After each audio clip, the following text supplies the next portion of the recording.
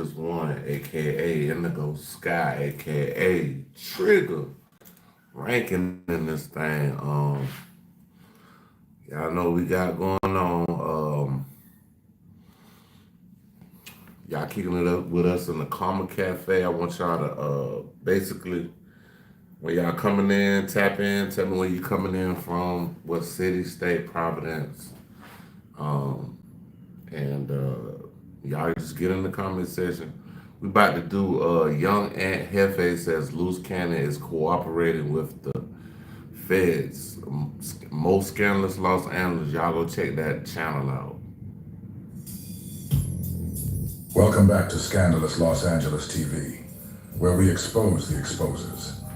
Well, it looks like young Ant is back in the news. And this time, he's on Loose Cannon's helmet. He's claiming that Loose Cannon tried to line his brother up to get locked up using that federal hotline he's been calling from. The other day, Loose Cannon called in.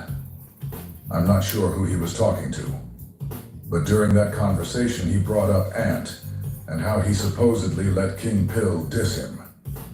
He had a lot to say, but honestly, everybody already knows what the deal is with Lucy. So let's just get into it. The recipient of Hot Topics is Loose Cannon.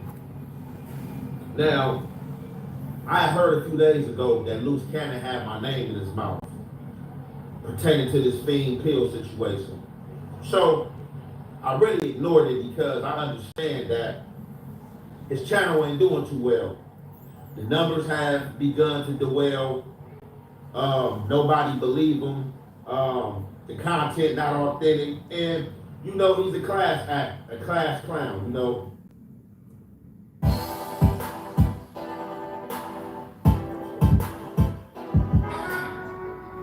The content not authentic, and you know he's a class act, a class clown, you know. Let's not forget that his handler, CS2 Back, took Adam 22 and DJ Academics from him. And that was a major blow to his online presence. This is somebody who stages things, who was one of the big playmakers, like to put his phone out and everything, and record everything. You can tell pretty much when this guy probably hops off the porch or really start dealing in the streets at his age, because he acts like he's of a certain generation. He acts like he's of the phone generation, of pulling your phone out and recording the social media generation. And pertaining to his age, that shouldn't even be his generation. Damn, son. His age for the I hit that light button, man. Run the lights up. He's 32 years old, and in his mind, he really believes it. But the truth is, Cannon is a lot closer to 45 than he is to 32. Appreciate that, King. But he actually thinks he was younger than Nipsey Hussle. Now, it's one thing to be a liar, but it's a whole different level when you start believing your own lies. Dudes of his age do not get down like that, do not follow that activity. Now, however, I chose to ignore it because I... Hey, where you coming in from? Where you coming in from? Didn't even know what the situation was about. What city, what state, what country? Hey, man, you know that goofy, loose booty cannon, man, got your name in his mouth. I'm like, man, is that right? I'm like, all right, I ain't really tripping on it. So, I'm scrolling down YouTube, right? And I run into Nina Boy's segment. Nina Boy just dropped a segment not too long ago with Eddie Boy. You know what I'm saying? With Eddie Boy, brother Eddie Boy, you know what I'm saying?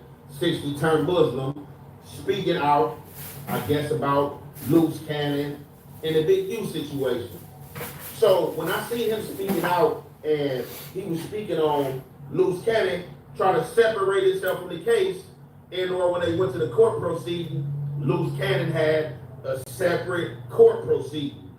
Now on the federal indictment, because I've been on one, it ain't no separate court hearings, period, unless you're going up for a bail hearing. Any other hearing, everybody involved in this case should be in that hearing to know about it, unless you want to talk to the DA and try to cut a side deal or proper hearing. doing something you ain't got no business doing. And I guarantee you in his paperwork, it's probably gonna pop up that You said don't smoke. some things is sealed, or he had a proper hearing. It's a bad habit, man. I know it is bad for you, but I'm working on it, man. I'm working on it. I'm definitely working on it. Right now, no smut. I'm telling you what I know. Loose Cannon is cooperating with the feds. Loose Cannon is cooperating with the feds. Yeah, he's been cooperating with the feds. He even said months ago that he Yeah, got man. picked up by them. I'm trying, man. I'm But he never slacking told off too. anybody why he got picked up. Damn, son. He was working with the feds the entire time he was an exposer. I don't know if he's cooperating on Big U case, but I know he's cooperating with the feds in the form of trying to find any evidence or give them any evidence to imprison somebody or set somebody up and lock somebody up. Yeah. He already said that everybody would be surprised because he's coming home soon. Let's be real. There's only one way he could be coming home soon. So it's clear. He's planning to tell on somebody. Now, I wasn't gonna even say nothing about the situation. This shit crazy because it's like everybody knew this man would tell him, bro. He had to been I mean, if he willing to go up there on Adam 22, bro, and do what he did, told about the whole big you this, big you that, bro, he'll tell the police some shit. Like I don't put it past the dude. Social media, because I am a firm believer that certain things do not belong on social media. Y'all run the But lights when they up, are run the placed lights there up, here, dog. I myself have been one to react to these things because they are on social media. But some of these things, I myself, well, having this information and knowing this, wouldn't have brought this to social media. But I got to lay the smack down. So I don't know who this goofy was that he was on the phone talking to. You know, it's a whole bunch. What's up? What's up, squares in a Kingston? circle. Everybody want to be tough. Everybody standing on business. Hey, where you from, Everybody there, dog? doing goofiness. I ain't see where you was from. So whoever he's talking to, they waiting in on this King Pill situation. They give and now it's just on it. So he say, both me and King Pill was due. We both was whooping. We both was tongue wrestling. I don't want to hold you guys any longer. We gonna get into the content, and y'all already know it's the halfway to half effect. We gonna commentate. We're now to accept. You may begin speaking now. Hello? Hold on, y'all. I ain't got premium. Give me a second. Quick commercial.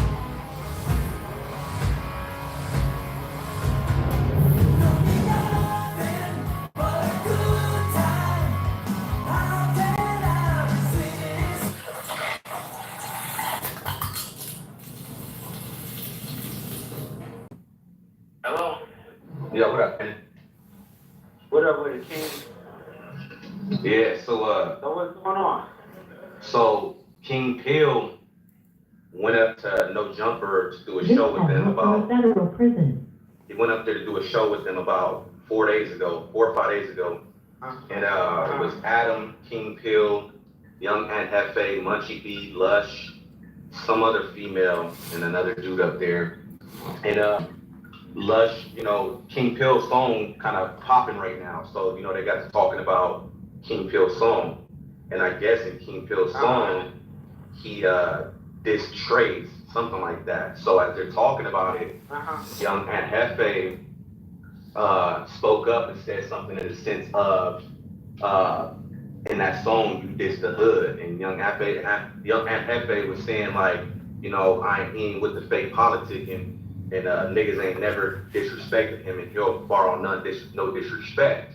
So King Pill was like, well, who you talking to? And then Young Aunt Hefe was like, I'm talking to him. He wasn't talking to King Pill. And King Pill was like, all right, I'm just saying. So as he caught himself trying to check King Pill, he was directing his attention to somebody else with his conversation. So as he's talking, King Pill asked him like, so are you saying I dissed you? Who dissing you? And Young Aunt Hefe was like, is you not hearing me? And then King Pill said, nah. Like, in other words, like, nigga, I ain't hearing you. I ain't trying to hear nothing you talking about. So they, you know, get into a little argument. And 22 kind of squashed at the end. So I seen this what they actually talking about. I don't think it went like that, bro. I don't think it went. He might be lying. But after that, niggas went around the internet and tried to say Young Hefe marked King Pill out. But like I said, and I've been telling niggas, if a nigga dish your set and you sitting 5 feet away from the nigga that dish your set, you should be having a conversation with him. You should be doing something. No, and Young Hefe didn't do that. But to be the end of the day, bro, you really can't really do nothing inside the no jumper building. You really can't do nothing on the outside because all that shit is recorded, bro. Like when you go up there, bro, like that's really like some police shit, my nigga. Like the whole setup is the police shit. Like you can't do nothing inside the building. And Brick Baby was stupid enough to go up there with a gun, knowing he a felon, with the shit popping out his side. He get locked up. Loose Cannon get locked up. Like it's crazy. These niggas don't do anything, they just tongue wrestle, bro. And that's why I just don't do something. Because all they want to do is get on the internet, tongue wrestle with you, and when they see you, they try to act like, oh, it's cool, it was just content.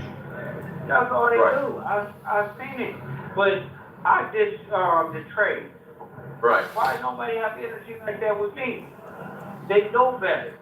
Lucy's out here bragging about doing the exact same thing he accuses everybody else of, tongue wrestling. He loves to get on the phone, yell, scream, cuss you out while secretly recording, and then turn around and post it online like it's content. But that's exactly what he's telling everybody else for. Pure hypocrisy. I mean, it's whoop tickets. Right. Yeah, bro, and I just Damn, son. Didn't say anything. Right. These people don't understand. I grew up in the A trades, so it's like I got a lot of respect for them, and I know a whole lot of them. Like they be turned up, but I still want a problem if I say something, I'm gonna stand on it. I'm not gonna never take nothing back. Man, this nigga sound like the police, bro. In the criminal justice system, the people are represented by two separate yet equally important groups: the police who investigate crime and the district attorneys who prosecute. This nigga sound like the police, bro. I'm not gonna say, oh, I didn't mean to say that. Yeah, I meant to say it. Do it. If you ain't gonna do nothing about it, then like About somebody dissing your set, this man sitting right next to you. What you bringing it up for if you wasn't gonna do something? And he on a recorded call. You know what I'm saying? That's all. Calling from the feds. yeah, they look at each other and want to These tongue niggas wrestle, are bro. stupid. So, But you know what? Hold on. And half it wanted to tongue wrestle. You know, 6ix9ine and 50, they was cool at one point.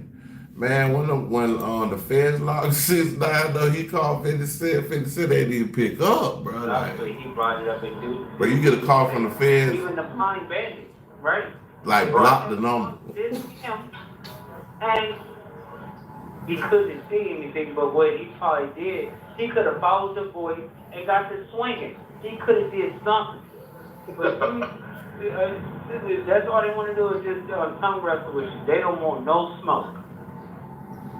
Like I said, the only one spit on business up there when somebody dissed him like that was P Nice. All the other niggas is whoop tickets. Munchie B, Young and Hefe, them niggas do all that gangster shit, but when that gangster shit is in their face, they don't do nothing. These guys feel way too comfortable getting on this line knowing the feds are listening and still saying stuff like this. It's one thing if the feds heard it once and had to rely on memory, but they're recording all of this so they can play it back over and over and over again. How do you think P. Nice feels In the criminal justice system, like that? Yeah, P. Nice, what happened with him? When the shit happened with him and Brick Baby, remember Brick Baby dissed and then he did Oh, well, yeah, Brick yeah. Baby. Yep. Man, this shit sound like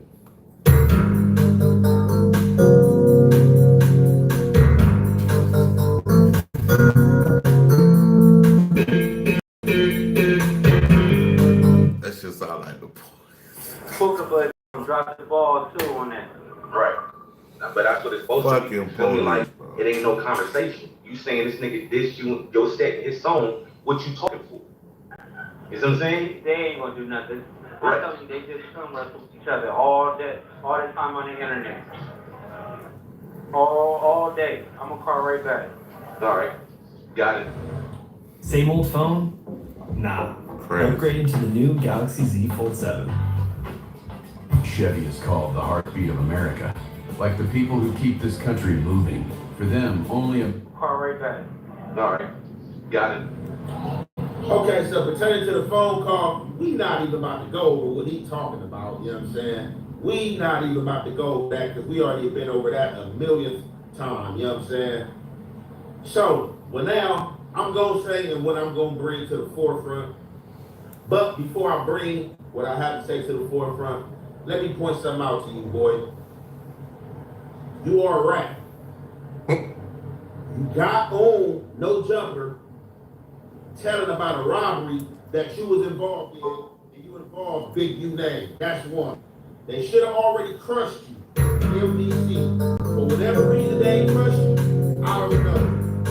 But you are a rat, bro. Sure, sure. You a fake thug.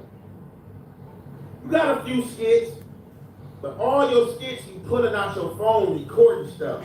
All this stuff is going to be held against you. That do not make you tough. I guarantee you, we can ask anybody that really stand on business. In crunch time, are you ever thinking about taking your phone out and recording anything that you do? No, sir. That is not standing on business, sir. That is goofy. You want some attention.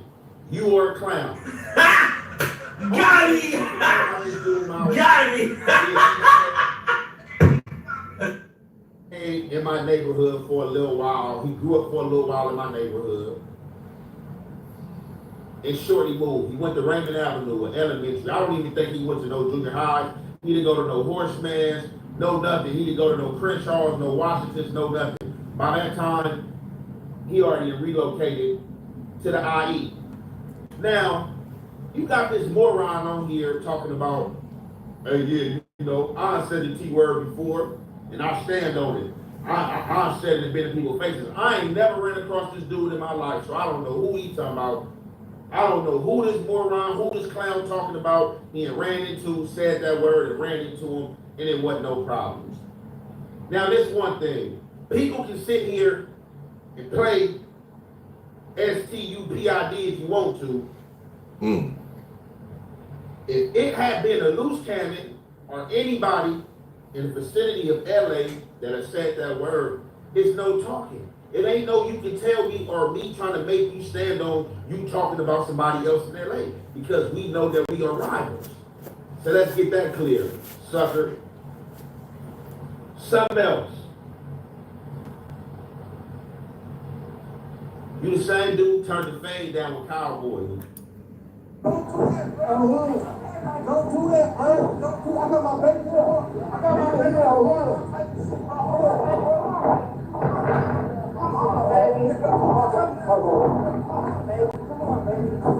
I mean, a cowboy ran up on loose cannon? What? I ain't never seen this. Don't do that, bro. Don't do that. I got my baby. Damn, son.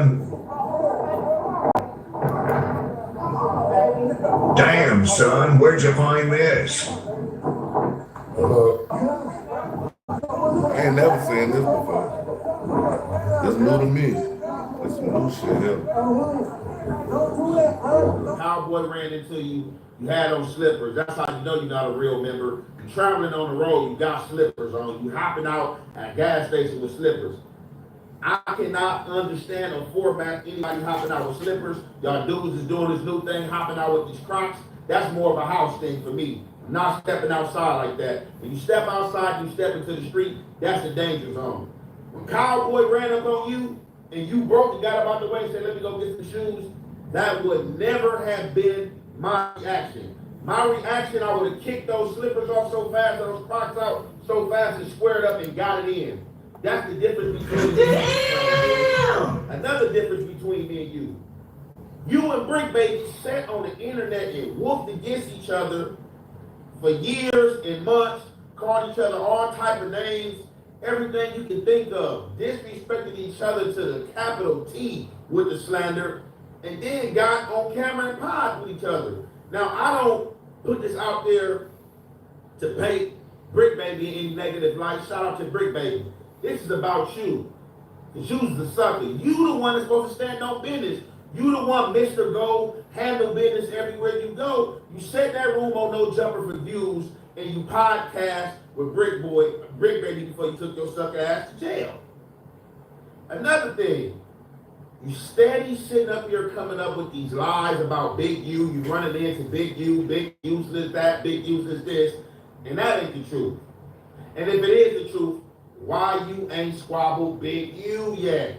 He's supposed to be this enemy, this dude you've been on the internet telling on. You got so much bad stuff to say about.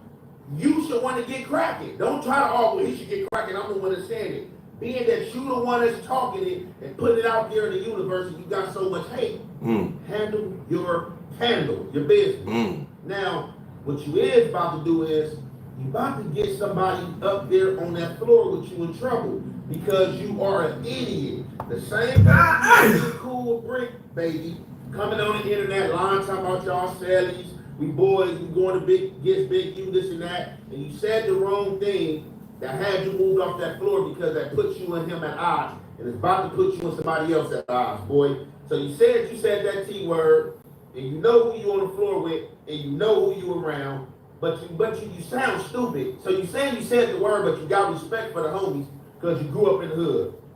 Now, this is what I'm here to really speak about and put you out there about. And said there's something else that he really wanted to put out there about Lucy. Something we apparently don't know. Listen closely to what he says happened. Hold on, listen closely. You are looking to sell your house. This is the one mistake you need to avoid. Not interviewing multiple agents. A lot of people make this mistake when selling their house, and when you don't know. Congratulations, you played yourself. Listen closely to what he says happened. Hey, Jacob, your ass gonna be in trouble. Loose cannon gonna get you in trouble. See, last week, you got a guy by the name of Jacob that's out of my community. He been calling around on these phones. I don't know why he's calling around. All his co-defendants already took their height. They where they supposed to be. For whatever reason, your process is dragging out, homie. Get that process, get to where you going so they can check that paperwork and make sure you straight. So I'm starting to feel that this Jacob cat is falling into the plays of another retarded cat named Loose Cannon. So this Jacob cat happened to call my brother last week. My brother ain't been answering the phone calls. My brother finally picked up. Hey, what's going on? It's a phone call from MDC. This Jacob cat, he's on the same floor with Dirk and Loose Booty Cannon. My brother picked up him and the dude, Jacob. They start conversing. My brother kind of like being political with him, like, hey, look, there's a lot going on. They saying a lot about you. You need to figure it out, see what's going on. Dude try to rebuttal. I'm on main line, this and that, woo, woo.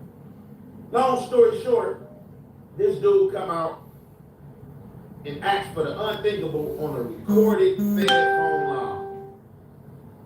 He asked my brother for some drugs. My brother said it like, hey, look, bro, I don't got no drugs. Don't do no drugs for me. I'm not with doing anything with a jailhouse facility in jeopardy of God damn, that's police shit for real. That's police shit for real right there. That you tell him, my nigga. You're telling. You're a teller. You're a tattle teller. Damn. You know, and we on a recorded phone call. Why are you trying to ask me this? And then trying to clean it up and talking cold. Nah, then this dude go ahead and grab Loose Cannon. We don't know Loose Cannon. We don't want to talk to Loose Cannon. He tell my brother, hold on, put Loose Cannon on the phone, and what Loose Cannon do? Loose Cannon try to line my brother up, come right out talking about, hey, do you know about Spice? Can you see this stuff called Spice in here? It's cracking in here. We trying to get it. Bro, like, hold on, man. What are you talking about, bro? Who told you that I got anything and said anything, bro? I don't have nothing or send anything. Yeah. Why are y'all calling my phone asking me about this? Yeah, I mean, I ain't for real though, bro. That shit makes sense, nigga. You calling my phone from the Fed talking like this, nigga? But you has to get locked up, bro. The phone call fucking around with the Feds. Action. And anybody talking to this dude, better watch out.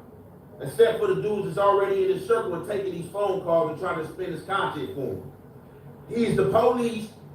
He's looking for a way out of jail. And if anybody's sending him anything, and anybody getting down with him, don't be surprised. So look, y'all, they said that nigga is. In the criminal justice system, the people are represented by two separate and equally important groups. The police who investigate crime and the district attorneys who prosecute the offenders. These are their stories.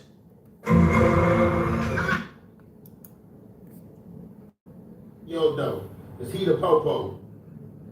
That's crazy, bro. I ain't know that nigga was dirty like that. I knew he fucked up. I just thought he was stupid, but this nigga trying to get niggas locked up and shit, bro. You on some dumb shit.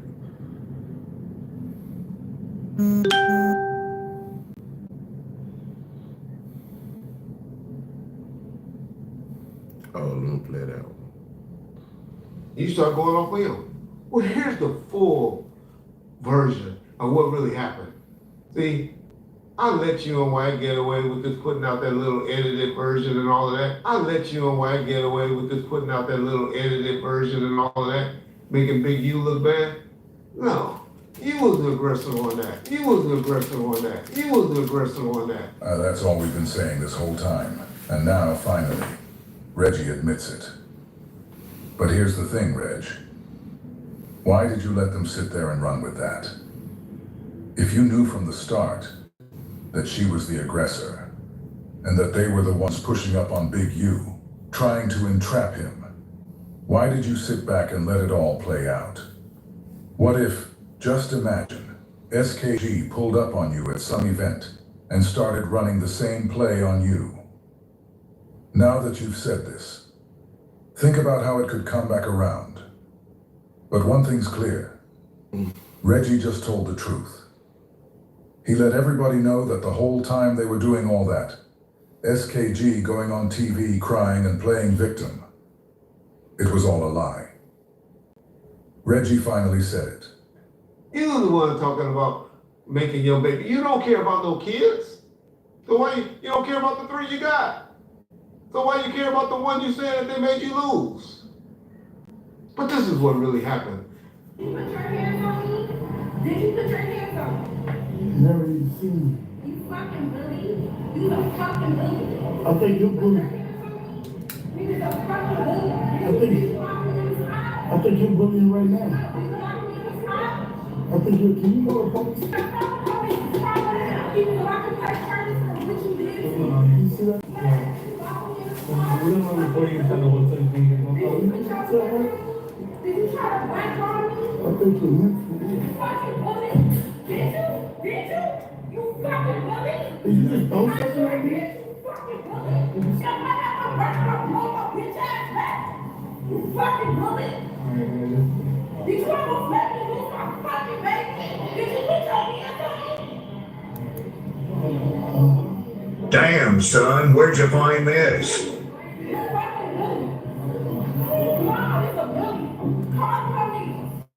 So she going off on Big U. It look like they in like a public place, like a mall, or it look like it might be a mall.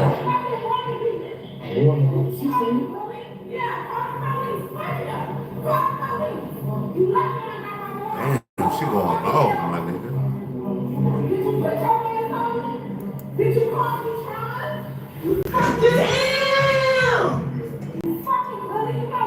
It's crazy. Like, yeah, she doing, like, I mean, she doing a little too much whooping, like, you know what I'm saying? Like,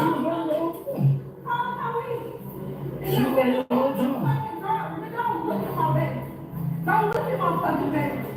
Bully ass, where this came from. Bully ass, lock me in the spot. This bully ass nigga. Don't man me. No, call the police. Don't man me. Call the police on this fucking bully.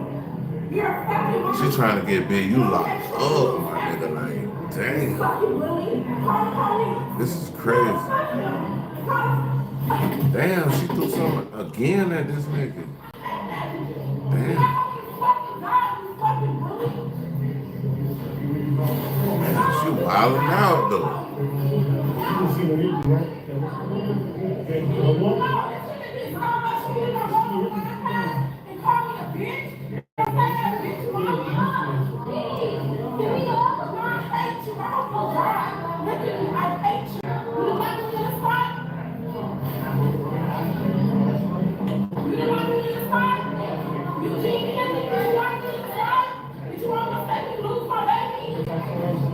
Damn. What baby? Like, is this his baby mama? Like, what's going on? Like, I'm lost, my nigga. She just like, see, like, when motherfuckers start doing shit like that, like, so when motherfuckers just start screaming and doing shit like that, you really just got to get the fuck away from them. Like, I'm just being honest with you. If I was Big U, I would have just walked away from her, bro. Like, cause, like, just look at the time we watching it. She been screaming that long. This, you know what I'm saying? The whole length of the time we been watching it. I would have been walked away from this goddamn woman. Y'all see who the motherfucking aggressor was there? All of y'all was talking bad about Big U and all of that. But Big U ain't did that. He handled that like a G. Big U ain't did that. He handled that like a G. Big U ain't did that. He handled that like a G. How upset do you think Porky is about that one? How mad do you think he is at Reggie for letting everybody know that Big U actually handled that situation the right way? And that the whole thing was a lie to begin with? And SKG was the real aggressor? She was. If you know anything we heard you later, bro. You barely saying anything. Cause when she first started screaming, that nigga was like, is she mentally ill? I'm like, damn! Is you mentally ill? Like, bitch, what you got going on? What? Oh my God! You already know. He doesn't like that. What you got going on? Not one bit. He handled it like he's supposed to. She was the aggressor. She the one that thinks she rah and all of that. You should have, when that Grape Street nigga, you know who I'm talking about, the nigga you was messing with from Grape Street, was in the, well, you did the right thing on that. You did finally get rid of him after a few weeks or months, I heard. After you caught him in the bathroom trying to have sex with your son. So I guess I give you credit for getting rid of him. But, you know, when you're having threesomes, as people say, look at these Texans. In the bathroom trying to, what? You having threesomes while your kids is in the fucking bedroom, while they're in the house. So, of course, your kids gonna be all fucked up in the head. SKG, this is the things you need to take care of. You need to take care of your open DCS case you have, okay? Because you know that's the only way you're trying to live right now, that little county money. That's the only reason you deal with the one kid that you have. You know, you ain't trying to tell everybody like you was in Vegas or whatever. Everybody know you out there at Rancho Cucamonga in a little apartment. You gonna try to put up my address? Cause I invited you to my house to do an interview? Okay. Newsflash, I ain't lived in that motherfucker since I went to prison in 2019. All right. So. And he went to prison? All y'all, man, I don't know why y'all tapping Reggie Wright. Y'all know Reggie Wright gonna get you. But what I'm gonna do, SKG, is you know all the PPE loads you got? Me and her, you say one more word about me, we gonna expose, and I'm gonna expose to my FBI contacts. Yeah, okay. Since you like calling the police and all of that, we seen that. All of those PPE loans you got, and the names you got fraudulent, and all of that.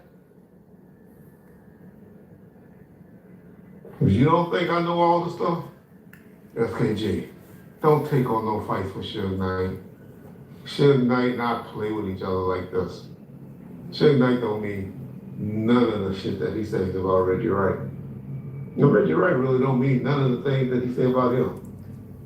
you shouldn't get caught off in our beat. So if it don't mean that, because you know, as well as I do.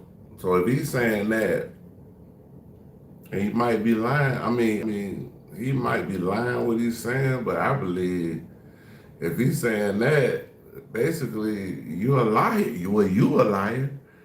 Cause Suge ain't say that. Suge strongly don't fucking like you, but I don't know. I guess. Neither one of y'all gonna be able to revive the Raw. Shit. That just like before Diddy even went to jail, they kept asking about the whole 50 back and forth on the Breakfast Club about 50 and Diddy. And they asked Diddy, they was like, well, do you think he don't like me? He was like, nah, man, we good. Like, nah. Done burnt all these bridges in the music business. All he got is a clean name and maybe a TV series. If he come home and do it right, if he stop pissing off people. Maybe somebody like a 50 Cent or somebody like that. Even we can talk to Chris Scott. Maybe he'll be blowing up, you know, what he's doing right now. And maybe he'll do something with him. But come on, young lady.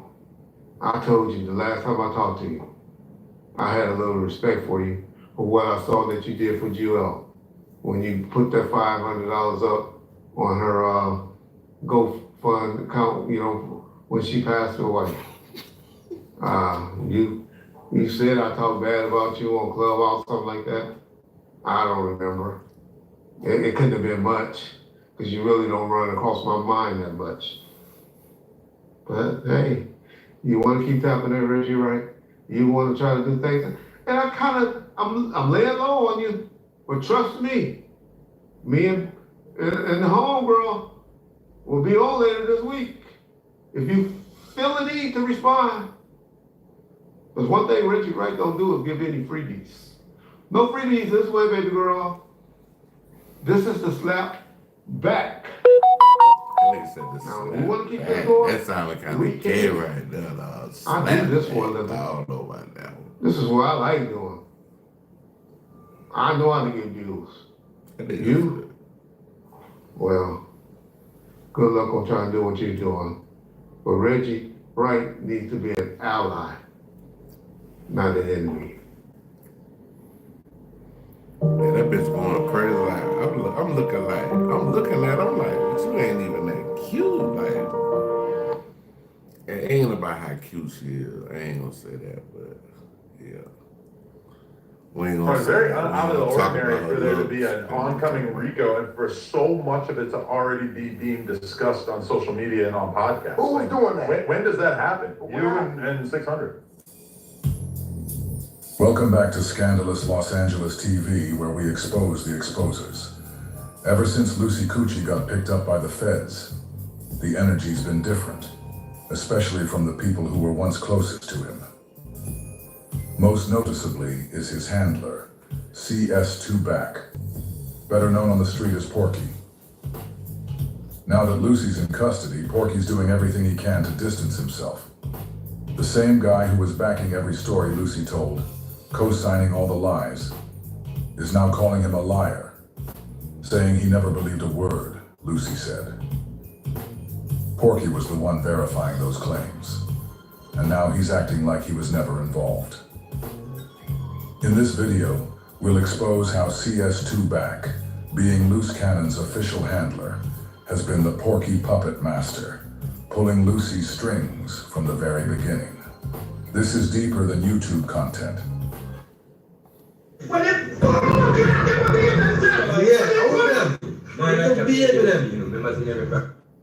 This is about handlers, the feds, and how the streets are waking up to who's really who. For anybody who still questions whether Porky the Porch Monkey Puppet Master is working for the feds or not, I want you to listen to what he said a while ago about Vlad TV. Man, he gonna let you know that Vlad, look, I told you the other day, Vlad was working with the police the whole time. Vlad was with the police the whole time.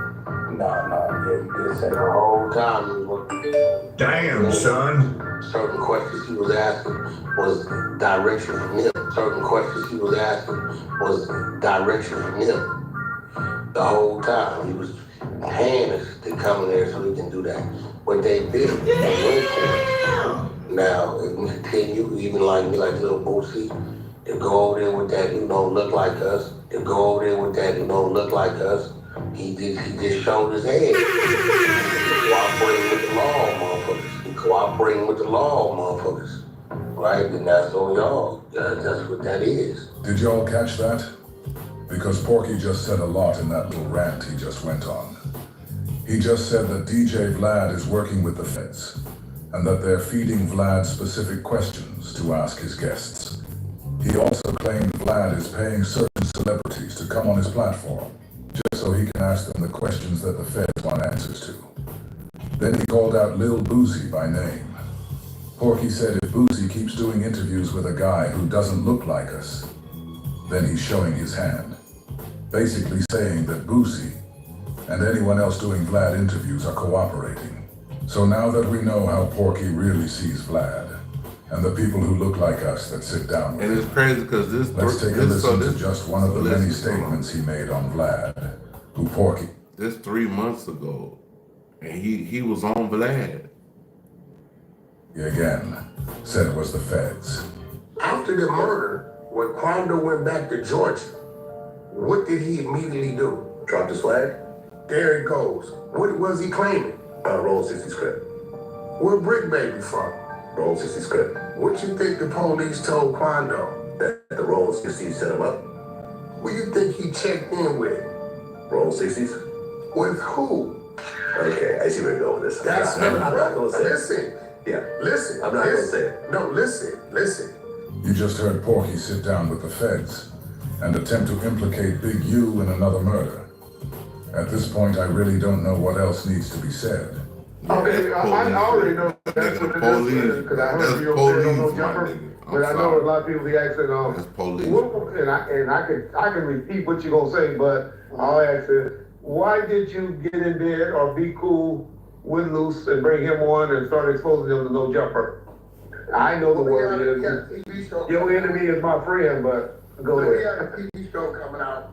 Okay. Because you gotta remember, I didn't really know a lot of shit from people Luce dealt with, right? Because remember, you had an issue with him and I didn't know. I guess he said. Oh, yeah, sure. Yeah. He said some crazy shit about you. Yeah. Right? Every time you turn around, something is draining our pockets. Lately, it's been Senator John Ossoff. He voted against the working family tax cuts that eliminated taxes on our tips. Also voted against lowering the cost of your house and your car. Tell him to stop playing politics with our pocketbooks.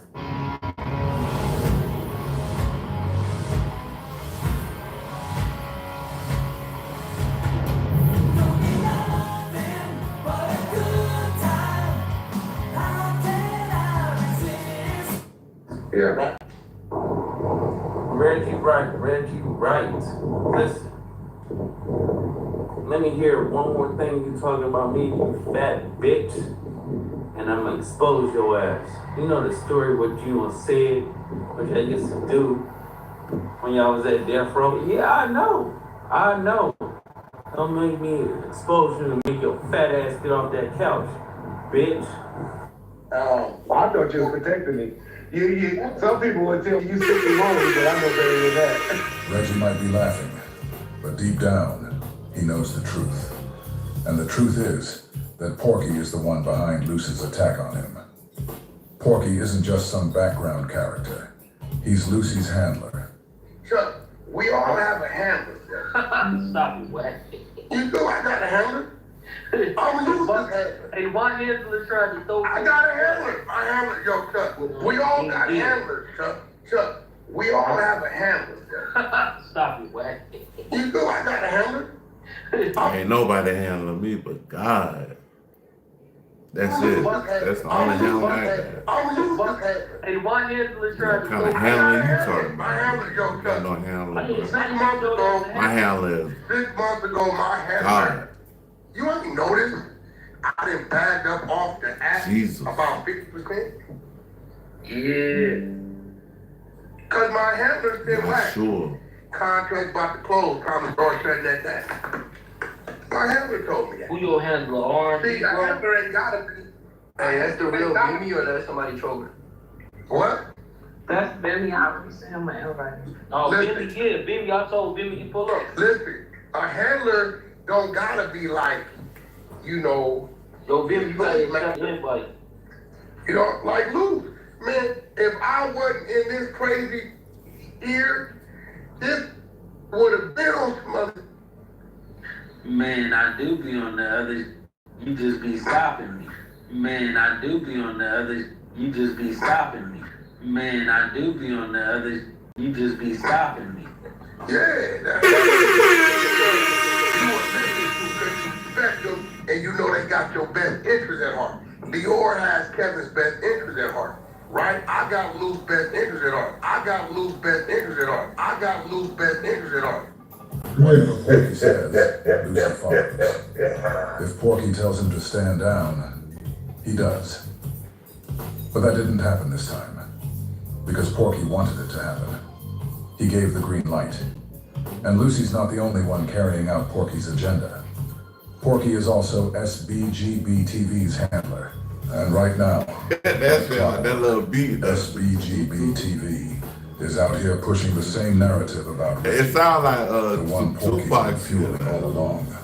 Back in the day, Reggie got caught up fucking with a dude named Sid that was working for Suge as a personal assistant. Woo! Hold up! See, I knew Wack got some dirt on Reggie Wright. Reggie Wright liked to fuck with those old boys.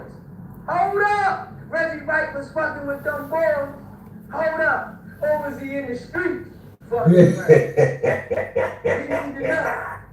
Cause if he was fucking with them boys, he looked like one of those motherfuckers, right? The pattern's clear. The puppet master pulls the strings, and his puppet puppies dance. I didn't know nothing about that shit. Yeah.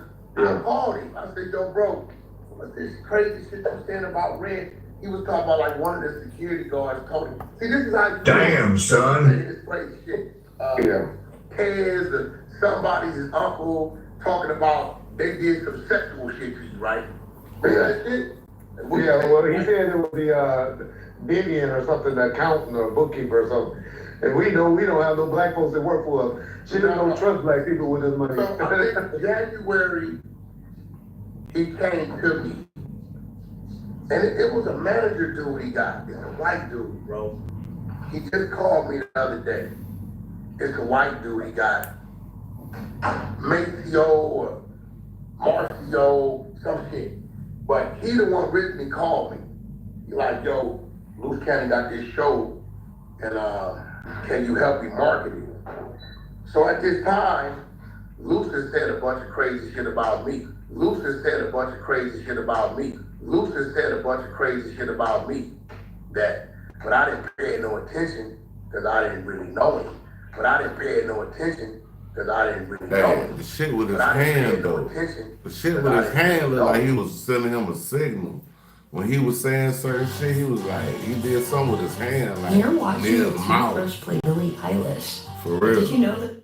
But I didn't pay no attention because I didn't really Yeah, know like him. he did something like. By now, most of y'all should know. If Porky's lips are moving, there's a good chance he's lying. This is exactly what I meant when I said Porky's been doing everything he can to distance himself from the guy he handles. Now he's trying to claim that when Luce was dissing him, they didn't even know each other. That's what he's sitting there saying, with a straight face, like we're all just supposed to forget the past. Porky already admitted that back when Luce was going at him, it was all part of the plan. That Luce was being instructed to diss him, to make it look like they were enemies. So let's roll the clip. Let's hear Porky, in his own words, admit that he was pulling the strings the entire time. You know why you know the footage exists? You know why Luce can't know that the footage I speak of is real? That's the baby mom. That's his fucking cousin. Oh shit, bro, I'm done. I'm gone. All right, son. You didn't catch when I said you stupid. Luce been with me the whole time, you dumb, stupid ass. It was over there shaking like that, not like that. God, Like Don, not. time. He made a diss song about wax. He made a diss song. That was the play to do that. Come on, son, I got niggas on the street right now. Fucking loyal member underneath him. That's how you do it. You always keep one right there. Like, go at me all the time. Luke's been wanting to come out. I just didn't let him out yet. Luke's been wanting to come out. I just didn't let him out yet. I just didn't let him out yet. I just didn't let him out yet. So Porky just said out of his own mouth that Luce has been with him the entire time. You heard his pet pedophile, Bacon Grease Beast, cheerleading and praising Porky for having Luce with him the whole time. Porky then went on to say that Luce has been wanting to come out, but he himself wouldn't let Luce come out yet. So like I was saying before, Luce does whatever Porky tells him to do, and you guys just heard it with your own ears. You get what I'm saying? Okay. If you don't look on the thing, he said all kinds of crazy shit about it, but I'm like, the road out. You know what I'm saying? I think you're riding out for your homie. Who's character? You guys are doing a little bit of shady business together. Not shady. Might be, you know, me and Moose Cannon been comrades for quite some time. We fooled the streets. What about those two? Moose Cannon did something on me? Yeah, and I feel like you're lying when you say that it was all premeditated and planned out. It was. He told me that's what he wanted to do. I told him to do it. I looked at it, and he warned me to whack some shit on the internet, but he's really trying to market his show. It's bad for you. I said, what do you want? He wants you to get him to the platform. So I brought him a No Jumper. If you notice, him and his wife is there. It's called The Beats, name of the show. It's called Urban Flicks, right? So I had February to May. February to May was the run. So, you know, they paid me what they paid me. I took him there, and then I seen the academics. I had tricked academics. You act like you was going. Yeah, I heard it. You told me, yeah. Yeah, right. I know once he was there in front of him, he was gonna run the show. He gonna go ahead and do it. Yeah. This is when he said the Carl Winslow shit. Yeah. So in my head, I'm like, listen, I'm here to do a job. Whatever nigga want to say, you say. You get what I'm saying? Period. I just been told him. I think the only stipulation I put on him was you. So again, Porky is the one handling Lucy. He just said that he hooked him up with No Jumper and DJ Academics. He also just said that he was able to put stipulations on Lucy also, proving that Lucy does what Porky allows him to do. And if Porky doesn't want him to do something, he'll put stipulations on him. Yeah. Ain't no stipulation no more. He's stipulating in jail. I'm getting paid to promote his show. But you know what I called and asked you, and I got mad at you because I said you was protecting me, because I wanted to go. I said, I'm not protecting nobody. Yeah. I don't know nothing about it. This is what I'm doing. Yeah. I guarantee you this. He won't do that to you again, right? That shit was said, I guess, prior to, right? Well, he was mad because he felt like I called him out for saying that was a lie or a play about what y'all, you know, what he said he had. And I was just saying, and all I said, if it don't come out by that date, then he lied. And that's exactly what happened. Waiting to see how they gonna cover up February the 14th if this doesn't come out. And if it does come out, whoa.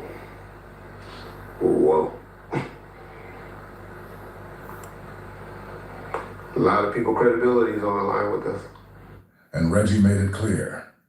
He said if Luce didn't drop that video on February 14th, the one where Big U supposedly FaceTimed him and said Nipsey Hussle had been killed 30 minutes before it actually happened. That sounds both Lucy and Porky were lying to everybody. Everybody. Now fast forward to today, and suddenly Porky's saying Luce was lying the whole time.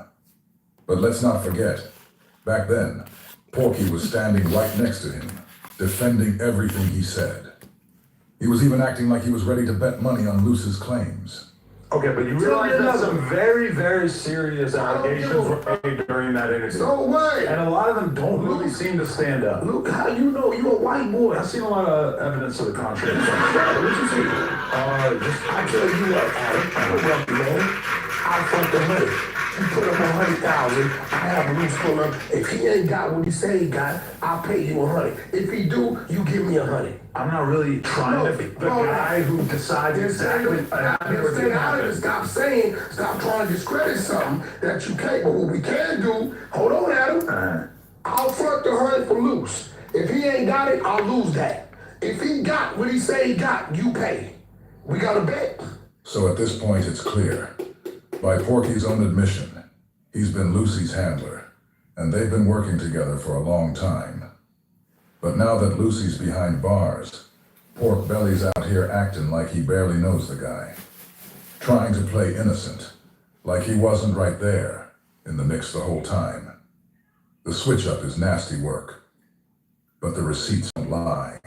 Well, Wack, let me ask you this, because I've been knowing you as this legendary kind of behind-the-scenes figure throughout hip-hop for decades. I'll keep real, I hadn't really heard much about Loose Cannon until he started hanging around with you. That's a fact. That's just what's real. But I knew very little about him until I've read this whole this criminal complaint, and I've become to know how close he was to Big U, knowing your relationship with Big U. Now I'm looking back thinking, how have you and him got so close considering that history? I didn't become cool until Luke was no longer cool with, but he was still cool with Big U up until like, what, 2 years ago? Nah, 2021, early 2021. Okay. So CS2 Back and Aryan Adam are trying to push the narrative that Porky didn't start messing with Luce until 2021.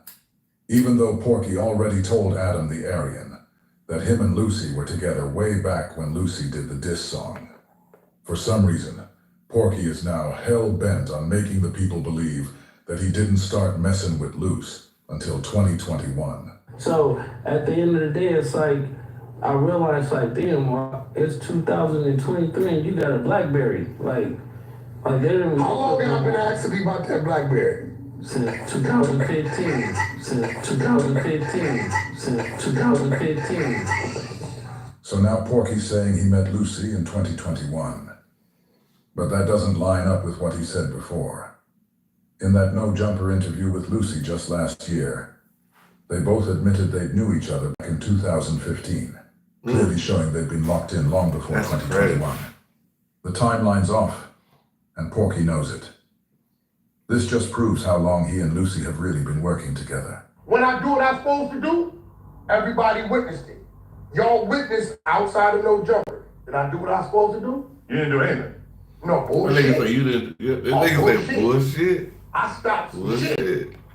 Why? Did I not? When you lined up? Did I not? When you lined up? You stopped it? You telling me I didn't stop nothing? Unless there was a threat that we didn't see off camera. Are you telling me out there with this weenie, the PDF file, J. Reed, y'all telling me I didn't stop nothing?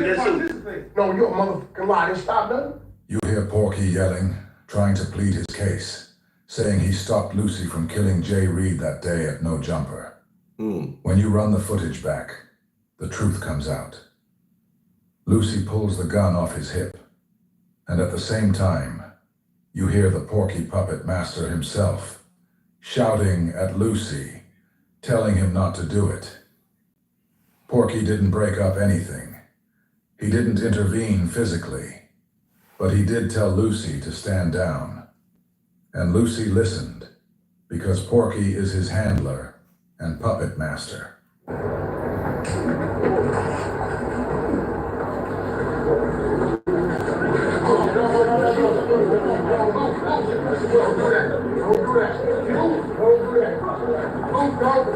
Porky wasn't lying when he said that he told Lucy to stop.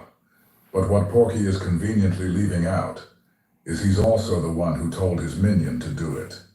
Showing you again that Lucy does whatever Porky tells him to do, because Porky is his handler.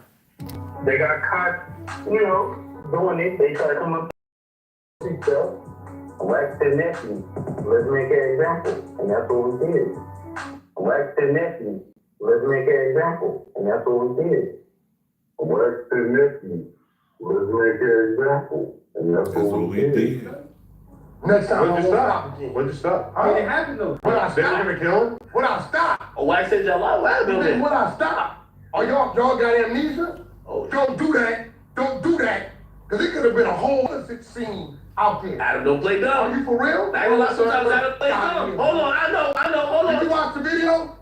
I seen him. So you're saying they would have killed him if you weren't there? You, listen, bro, you heard Let's it. give him a leg. I said, leave. You heard it. Let's give him a leg. That's what you. Are you for real? All right, I got you. Maybe So I gotta why rewatch stop it. the situation? What?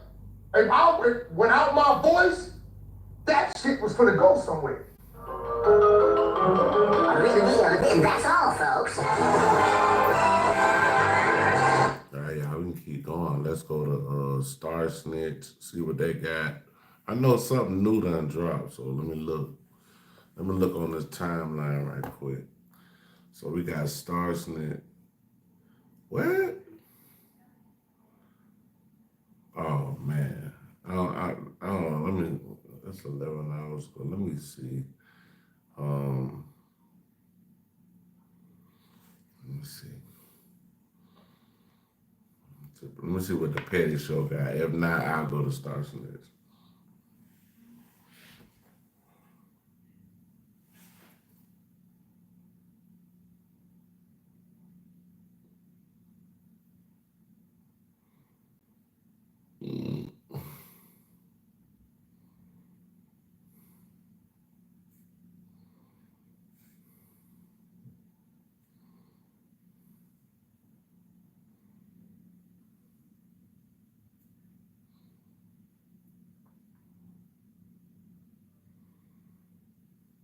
Probably watch this about Malcolm Jamal Warner. Rest in peace to Malcolm Jamal Warner. My name is Mark Fleischer. I own Top Shelf Trailers. You know, life is out here lifing, right? For me and for everybody else. But just wanted to remind you, as I remind myself, that no matter what's going on, there's always a reason to smile.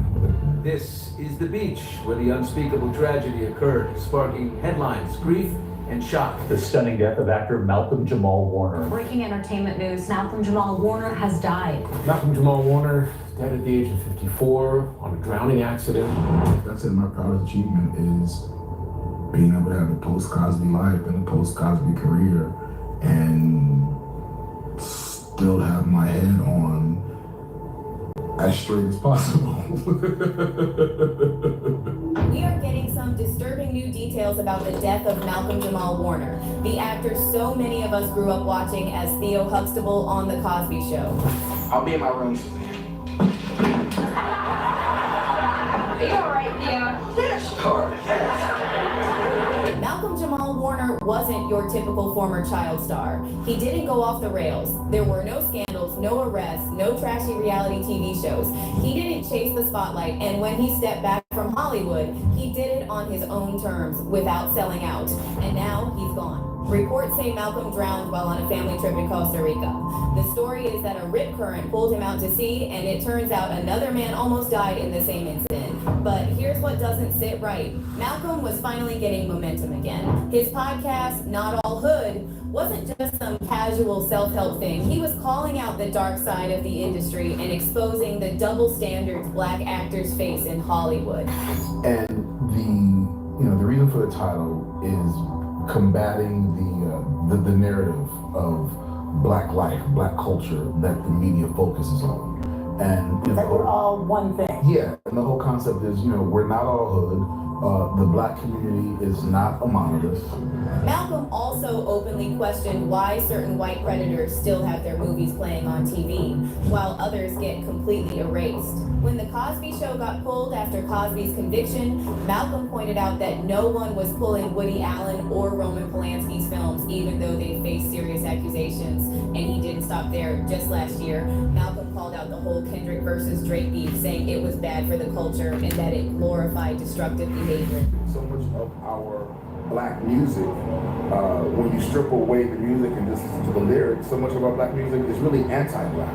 And by now, we all know how this industry works. It doesn't reward people who try to do the right thing. It wants celebs to be messy, compromised, or willing to play along. But Malcolm wasn't about that life. He kept his dignity. He stayed true to himself, and he never lost his voice. So the real question is, what was Malcolm trying to tell us before he died so suddenly? And why does it always seem like the ones who refuse to sell out are the ones who don't get to grow old? Being #1 consistently, to be the top 5 consistently. That's great. I'm glad we got through the first year. How long do you hope this goes on? For a long time. On Saturday, July 20th, 2025, Malcolm Jamal Warner tragically died after drowning at Playa Cocos, a beach in Costa Rica's Limon province. According to the Costa Rican Red Cross and several confirmed news reports, Malcolm was swimming with another man, a 35-year-old local, when both of them got caught in a powerful rip current. Lifeguards and locals pulled them out of the water, and CPR was performed right there on the beach. But sadly, Malcolm didn't make it and was pronounced dead at the scene. The other man was rushed to the hospital and was reported to be in critical condition. 3 ambulances were reportedly sent to the scene and attended to 2 adult male patients. One of the patients was Warner, who was ultimately declared dead at the scene after receiving CPR. The other patient was taken to a local clinic in critical condition. His body was taken to Costa Rica's forensic medicine unit in San Joaquin de Flores for an autopsy. Authorities listed the official cause of death as asphyxia due to submersion, basically a standard drowning. They ruled it an accident and said there was no sign of foul play. Now about the location. Playa Cocos is a popular surf beach, but it's also known for strong rip currents, especially in July. It's not the safest spot, partly because there aren't always enough lifeguards on duty, especially during slower times when the local government cuts back on resources. Red flag warnings were reportedly posted that day, but it's still unclear if Malcolm saw them or knew how dangerous the water was. Still, there's something about this story that doesn't quite add up. So what's missing? First off, something that stands out is that there's been no videos or photos released of the rescue, even though it happened on a public beach during the day. And in a world where everything gets filmed, that's a little strange. But here's an even weirder part. A short clip has now resurfaced that reportedly shows Malcolm walking on the beach, but it's not clear who filmed this or why.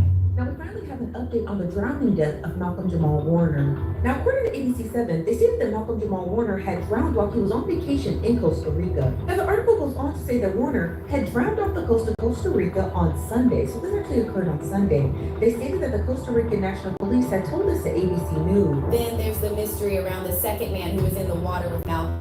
His identity hasn't been made public, and there's been no update on his condition since the original report. And then authorities said an autopsy was done on Malcolm and that death was ruled accidental. However, the full autopsy report hasn't been shared with the public. And finally, there's no clear explanation for why Malcolm went into the water at all, especially at a beach that's known to be dangerous with red flag warnings up and barely any lifeguard presence. And now fans are wondering how it's possible that Malcolm ignored all those warnings. Malcolm Jamal Warner knew better. This is a brilliant, highly intelligent man. I'm sure in his entire lifetime, he's been on millions of vacations. Okay, on a beach, in the Caribbean, tropical islands. This is a highly intelligent brother. And yes, he may be an excellent swimmer, but he knew better. Now, does that automatically mean there's some big conspiracy? No, not necessarily. But it does mean there are real unanswered questions. And when a well-known public figure dies in unusual circumstances, we simply have to ask those questions. We've seen this pattern too many times. Talented, outspoken artists who don't play the Hollywood game either disappear from the spotlight or die suddenly, often under strange conditions. And Malcolm wasn't just any celebrity. He was different, and you could see it in real ways. I am tired of running for shade. And aren't you tired of being hustled and played? And aren't we all tired of crying about how hard it is to be black in America, even if it looks like we've got it made? But freedom has its limits, so here we are, tear-streaked and salt-stained faces. Traces of trauma and pain lace our DNA like our black pride is cut and laced with self-hate, and we still think it's dope. Just like the music we're programmed to celebrate. Unlike so many child stars who get caught up in addictions, scandals, or end up exploited by the system, Malcolm didn't go down that road. He stepped away from The Cosby Show at the height of his fame and refused to let himself be boxed in by the industry's limited roles for black actors. He wasn't about chasing clout, he was about staying true to himself. Instead of chasing fame like so many others, Malcolm focused on education and taking control of his own creativity. And that's something you rarely see from former child stars. He was also extremely outspoken about Hollywood's racism and hypocrisy, and he didn't hold back when talking about how the industry protects predators while punishing the people who speak out. Malcolm often... Milk's protein powers performance. Real nutrition for real strength. Malcolm often called out the double standards around race and power in the entertainment world, both in interviews and on his podcast, Not All Hood. For example, after the Cosby Show reruns were pulled over Bill Cosby's conviction, Malcolm pointed out in an interview how white men like Woody Allen and Roman Polanski still get praised and promoted, despite all the sickening allegations against them. Malcolm said, "You look at just how the media is playing this whole thing out, and I can't help but think about Woody Allen, Roman Polanski, Stephen Collins. It's very clear the crimes they've committed, but there is no one that's calling for Woody's movies to be pulled off the air." Malcolm also turned down roles that pushed harmful stereotypes or made him compromise his values. Instead, he picked projects that focused on social justice and education, like producing and acting in plays and documentaries about Black history and systemic inequality. In 2021, Malcolm wrote an op-ed for Television Academy where he claimed that white network and studio executives, white writers, producers, and white directors are the gatekeepers of Black images on television. Malcolm wrote, "During the cycles where the gate hinges loosen slightly and Black creatives are given some input and illusion of control, the stereotypes often continue even if the Black characters are given professions and higher socioeconomic status." And unlike a lot of celebrities who lean on tabloid drama, Malcolm built his own platform with his podcast. And he used it as a space for real, honest talks about race, media, and culture. They're not a monolith. There's always this term for Black community. The Black community is not this one community. Facets, right? And I always find, because I'm talking to Black people in all different ways, and there is a perspective that, again, going back to all of the valid excuses that are available, there are some of us who hold on to those excuses and do use those excuses as barriers. I do think at times that at times it's a bit disingenuous to tell Black people to pull yourself up by your bootstraps. And Malcolm wasn't trying to please anyone. He also called out the misogyny and toxic masculinity in hip-hop, while pushing for healing and taking responsibility within the community. And during Kendrick and Drake and Kendrick's viral beef last year, Malcolm was openly critical of how hip-hop culture is only getting the spotlight when it's pushing something negative. Say this Kendrick and Drake beef, which, they talk about how much they hate each other and give all these references to violence, that sort of stuff. Yeah. Do you think, even though we enjoy those songs and they're bops, do you think that has a detrimental impact upon the culture ultimately? Ultimately, yes. It's been normalized for, us to call ourselves the N-word, right? And we like to talk about how we've taken the power of that word back. But I'm of the school of thought. If I'm trying to speak love and upliftment to my brother, why am I going to borrow a word from people who use the word because they hate me? But we get caught up in, we're trying to make words too positive. But our music is not reflecting positivity, love, and upliftment of our culture. And we're at a point now where so much of our, especially our music, so much of our Black music, when you strip away the music and just do the lyrics, so much of our Black music is really anti-Black. Oh, wait, you think so? When you think about it, you almost cannot have hip-hop without talking about drugs, using the N-word, and murking somebody. Right. Or calling a female, a bitch or a hoe. Like that's become we've normalized that so much that I think we need a space where we can say, wait a minute, that's not all who we are. Malcolm's choice to never sell out, stay quiet, or play by Hollywood's rules made him stand out. The industry often breaks or sidelines anyone who won't play along, but he kept his dignity and kept speaking up for decades. And that's exactly why he didn't get the flowers he deserved while he was still alive. So even if Malcolm's death was really just an accident, it still raises serious questions about how Hollywood treats celebs who push back against control. But now that he's gone, everyone in Hollywood is rushing to praise Malcolm and talk about how much he meant for the culture.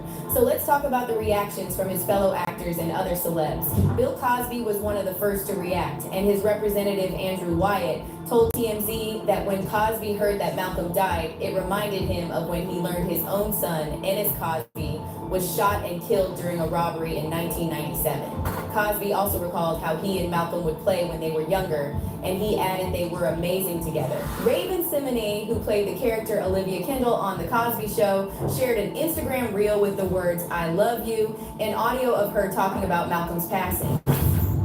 Words cannot describe the pain and sadness and surprise that I feel with the recent loss of MJW. He was the big brother.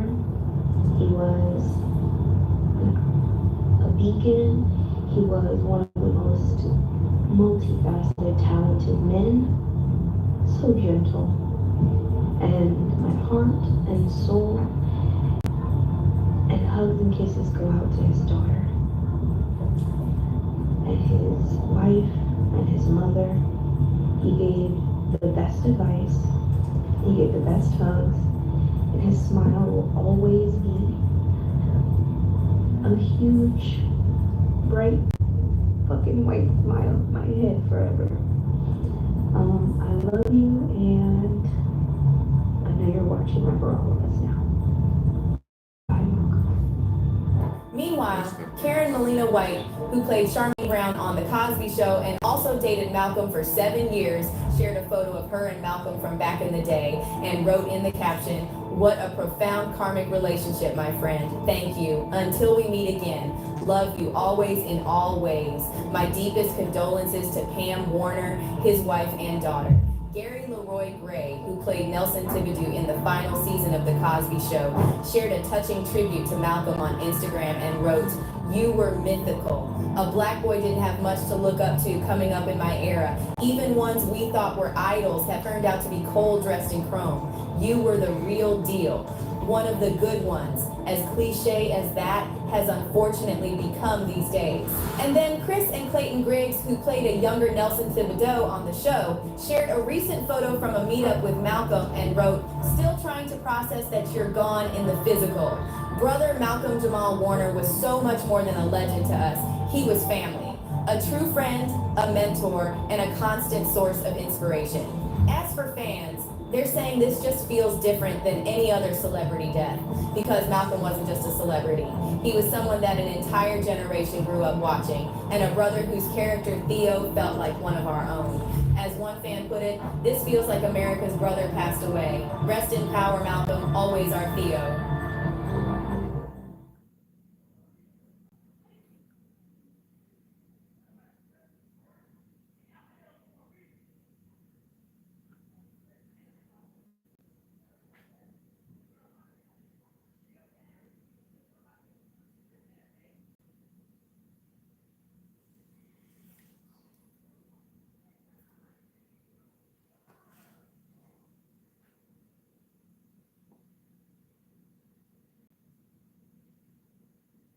It's the Petty Show, y'all.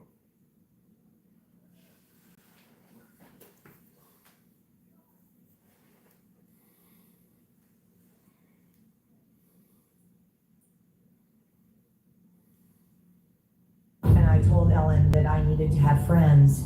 She said she did not want to have a girlfriend that needed that. And that is the day I left. Why do you think she tried to put me in an institution, folks? I called my mother. Guess what? 2 people who wanted more than anything to have my truth buried. It was not my timing. And new details are being released tonight about the death of actress Anne H. The coroner's office revealing tonight that she was not impaired with any illicit substances when she crashed her Mini Cooper into a Mar Vista home in August. That anxious or that quick moving that was going on the other side of the vehicle. Oh my gosh, he's completely alive.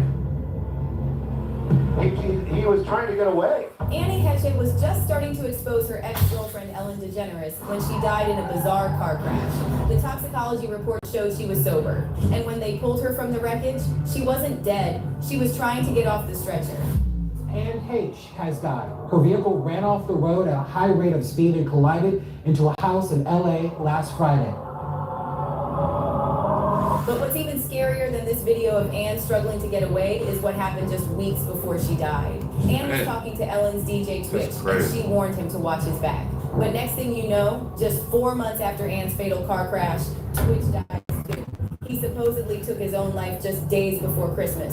No warning, no note, just walked from his home one morning and was found dead hours later in a nearby motel. The source told TMZ that Twitch checked away from his home Monday morning. They said motel staffers said that he didn't appear to be in any sort of distress and wasn't visibly upset about anything. Yeah, what's up, apparently, no one heard the gunshot. So what are the odds of two people who were close to Ellen dying under sketchy circumstances just months apart? Well, we finally got some answers from this shocking interview with Ann Heche that just resurfaced. She talks about Ellen being obsessed with money, banning her from having any friends, ruining her career, and even trying to put her in a mental hospital. But that's not all. Ann was also allegedly working on a documentary about some disturbing rituals Hollywood celebs use to stay young. So did Ann and Twitch both know something dark about Ellen? And what was really behind that last conversation where Ann told Twitch to watch his back?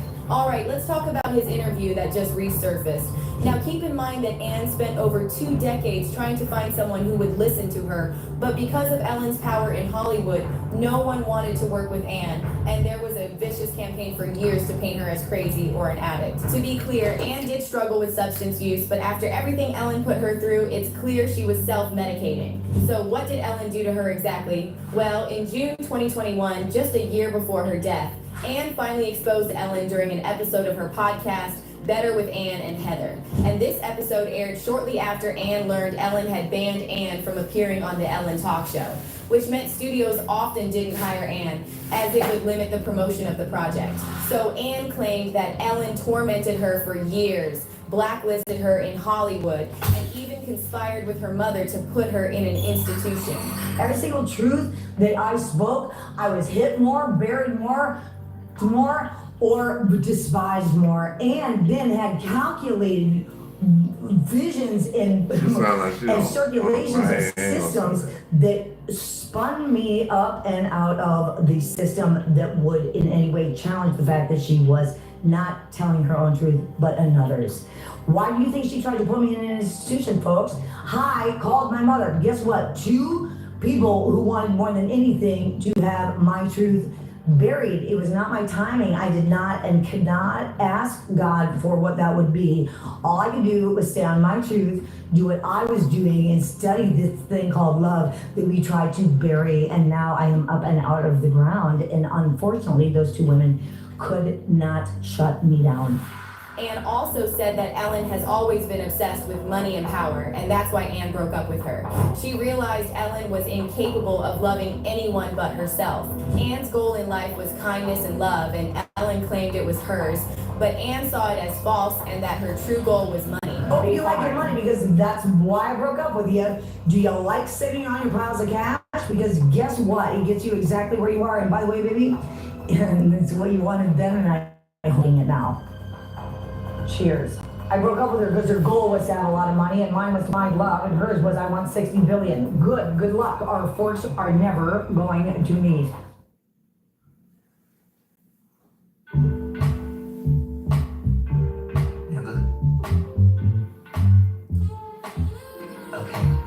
Forks are never going to meet. The further we stay on with this, the further we will be apart. And get this, Ann also revealed that Ellen's current wife, Portia,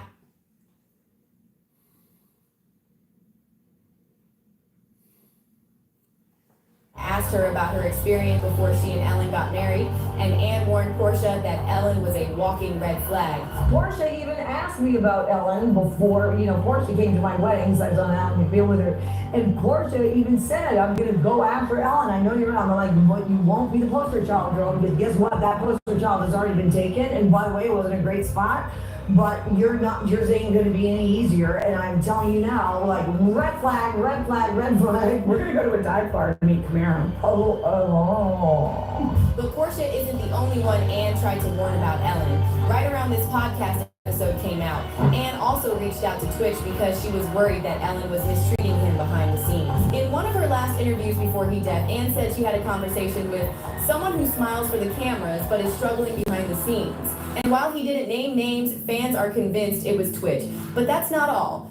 Ann also said she told this person he needs to get out now. Now it sounds like nothing until you remember that both Ann and Twitch died just months later. So let's first talk about Ann, because her story is so wild that once you hear it, you will never look at Ellen the same again. Ann and Ellen were basically known as the first lesbian power couple. But behind the scenes, things were not so picture perfect as they seemed. There were rumors that their relationship was super toxic, and some people even claimed Ellen was mistreating Ann while they were together. In fact, Ann later said it herself that Ellen isolated her from her friends and was extremely controlling. And if this answers the question, and I told Ellen that I needed to have friends, she said she did not want to have a girlfriend that needed that. But this is where things start to get seriously creepy. On August 19th, 2000, just days after their breakup, Ann randomly drove out along Interstate 5, leaving LA and heading toward the San Joaquin Valley. She later said she was told to go there, like she was following directions to some exact spot. She ended up in Cantua Creek, a super remote area out in Fresno County. She then ditched her car on the side of a dirt road, wearing nothing but a bra and shorts, and walked over a mile in the heat with no water. Eventually, she got so dehydrated that she knocked on the door of a nearby ranch house looking for help. The whole thing was so bizarre, and to this day, no one really knows what drove Ann to do it. But after that, the tabloids blew up with stories claiming she'd had some kind of mental breakdown. And that's not even the whole story. According to a report from People magazine, in April 2000, a few months before her split with Ellen went public, Ann was hospitalized after having a bad reaction to some medication. Now back then, everyone just assumed Ann was spiraling because of her substance use. However, knowing what we know now, it looks like she was running from something or someone. So after that whole incident, Ann's career was over. Not only was she blacklisted from Ellen's talk show, but there are rumors that Ellen used her pull in the industry to block Ann from getting roles in both film and TV. But this is where things get even more tragic. On August 5th, 2022, almost exactly a year after that podcast episode dropped, Ann was involved in a bizarre car crash in the Mar Vista neighborhood of LA.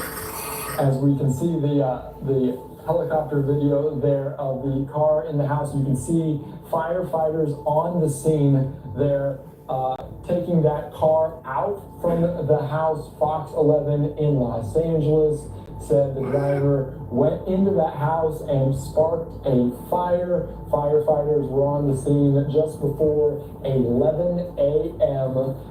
on the West Coast. A car, a Mini Cooper, you can see there, went through the house, causing a massive fire. Now, the whole thing about this crash was just really strange. First, Ann's car slammed into the garage of an apartment building, causing some light damage. TMZ even ended up releasing footage of that moment. There's a guy yelling at Ann to get out of the car, but instead of stopping, she threw it in reverse and took off from the scene.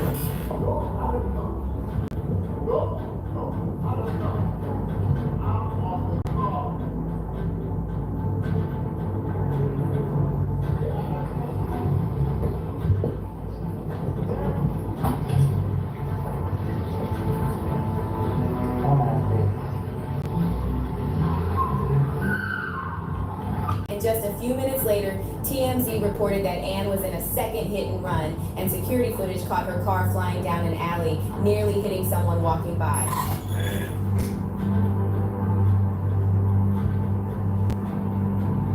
And then right before the final crash, a doorbell camera captured Ann's car tearing through a quiet neighborhood street, and then seconds later, you hear this loud crash.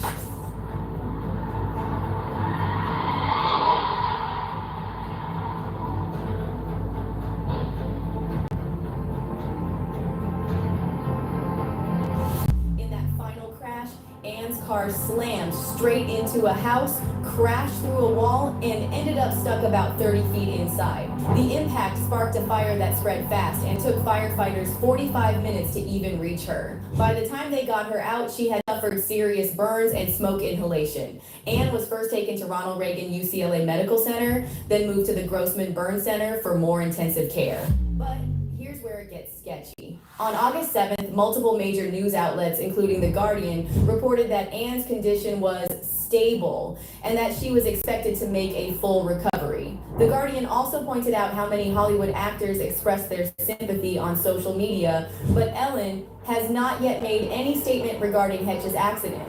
And less than 24 hours later, Anne's condition worsened.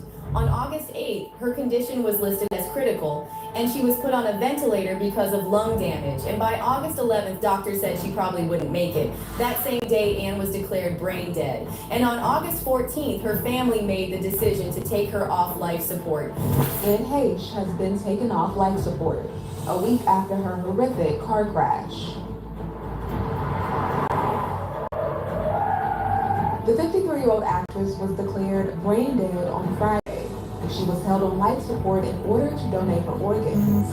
I would say to anybody, go for what you feel truthfully in your life and you will be rewarded a millionfold. But it didn't take long before people started doubting the official story. And here's why. First off, the police initially said Anne was acting strangely and looked like she was under the influence when the crash happened. But then, when the LA County Medical Examiner coroner released the official autopsy report, it clearly stated that Anne was not impaired by any substances at the time of the incident and that no active substances were found in her system. But now the worst part, there's this disturbing video of Anne being pulled from the wreck, and at first she's completely covered up, almost like she was already gone. It's the Then petty show, suddenly y'all. she sits up, pushes the cover off, and looks like she's trying to get off the stretcher. What? Now keep in mind the reporter in the clip calls Anne he, since they initially thought the driver was a guy. Well, LA City Fire Department, their paramedics pulled that driver from that vehicle. We have tape of that, and then basically had him on a gurney.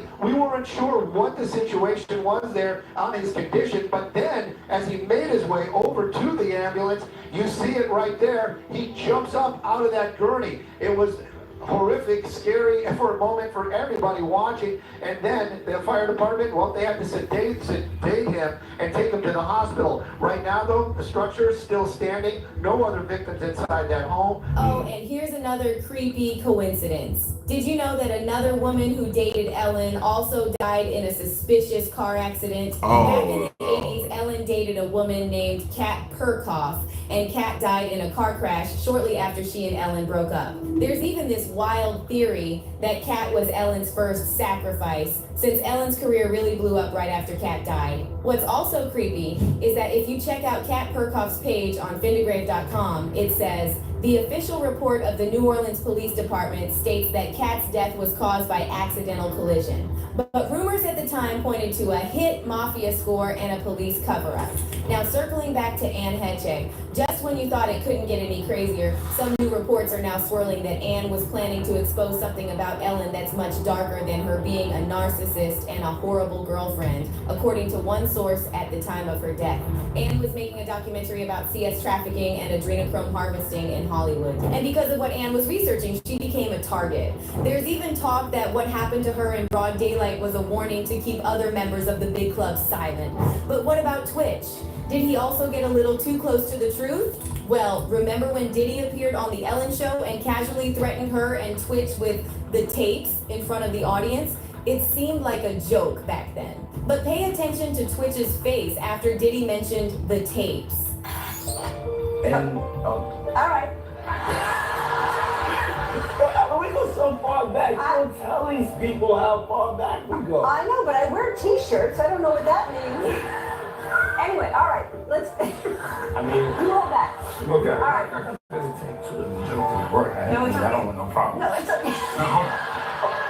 Hey, so cheers.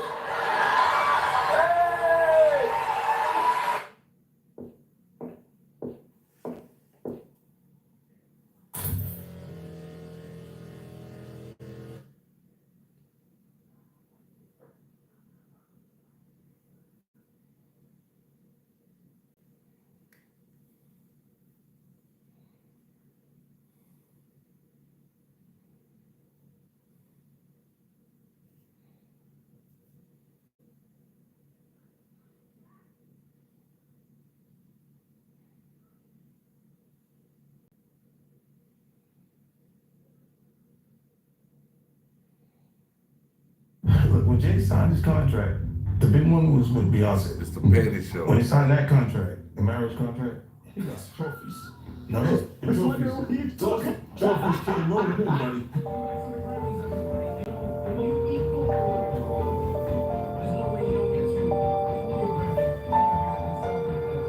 Jay-Z is out for blood, and 50 Cent might have just poked the wrong bear. The rap mogul isn't staying quiet after 50 dropped some explosive claims about his marriage to Beyonce, claims that go way beyond the usual industry beef. We're talking about allegations, secret contracts, and disturbing footage that fans can't unsee. Could Beyonce really be under Jay's control like a puppet on strings? And what if 50's not just stirring drama, but revealing the truth? Well, we're about to find out. Oh, wow, so that's the deal.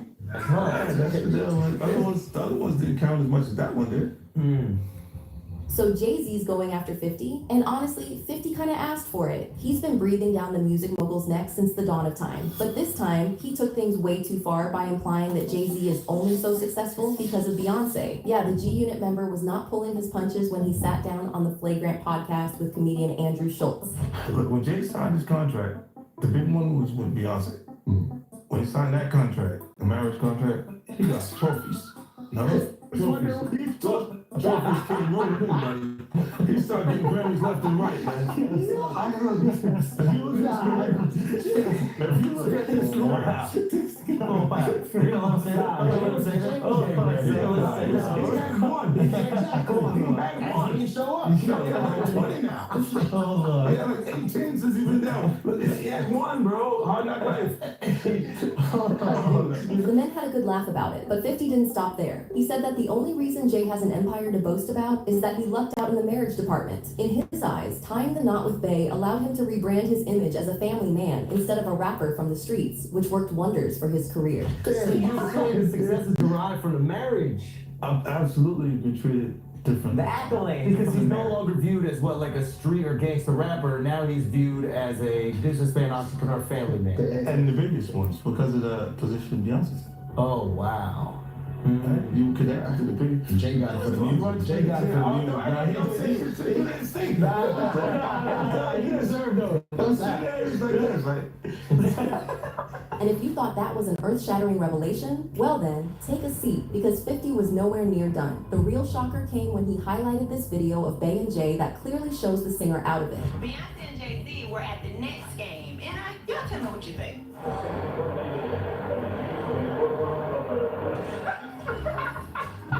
Y'all didn't hear the beat.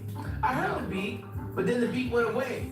And she continued to rock and sway. Sometimes when you're a musician, if she been in the studio or whatever, the beat is still in her head. And you know, she can hear the song, you know, and There's something so intriguing about that couple, like, even though, you know, like, it makes it more interesting because you don't know what they were talking about. Like, are they having an argument? Can we reenact it and let's see what they were talking about? Now, I told you I wasn't about to get any popcorn now. I'm just tired. I'm flawless, and I'm tired, Jay-Z. What about some juju beads? I like juju beads. They're tasty. Yeah, I know, but it ain't about that right now. Whoppers. Well, if you don't do it, I'm gonna put you where Solange's at. You can't even see her. Oh, really? It's like that now? Okay, so let me call her. Don't do that. You can see Bey struggling to keep her eyes on the game. It's almost like she's not in the moment. Of course, she could be acting that way because she's tired, but according to 50, that's not the case. The reason Bey's acting like that is because she had been given substances before the game. And then there's this video from the Grammys.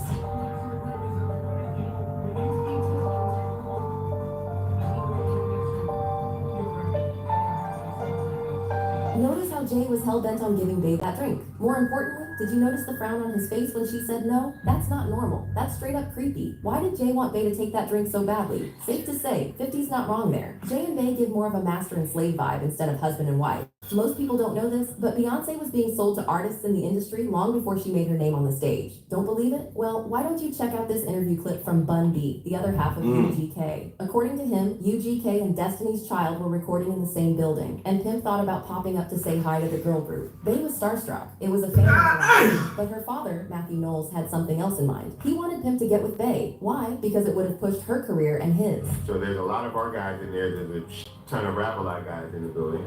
And Destiny's Child is recording in another room in the studio. Okay.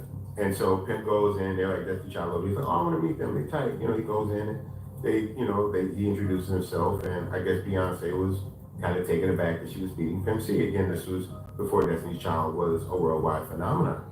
And so he comes back in the studio and we're recording and hanging out, and Matthew Knowles comes in and he asks Pimp, can I talk to you for a minute? And so they leave out for a couple of minutes and Pimp comes in and he's dying laughing. And we're like, what's wrong? He's like, yo, Matthew Knowles just told me his daughter, man, please. This proves that Bey was being sold from the beginning. Pimp C might have turned down Papa Knowles, but we know who didn't, Jay-Z. In fact, Jaguar even talked about Bey receiving special training to play this exact role. She was trained at the esteemed Berkeley College of Music. Handpicked by my very good friend, Terry Lynn Carrington, Dr. Terry Lynn Carrington, who put together Beyonce's entire female band, which was Matthew Knowles' idea because he couldn't get Beyonce to stop. People, guess you didn't know your daughter well enough because she just started all the time. You might think Jaguar's lying, but think about it. Bey had everything. Why would she marry a man on probation? Yeah, that's right.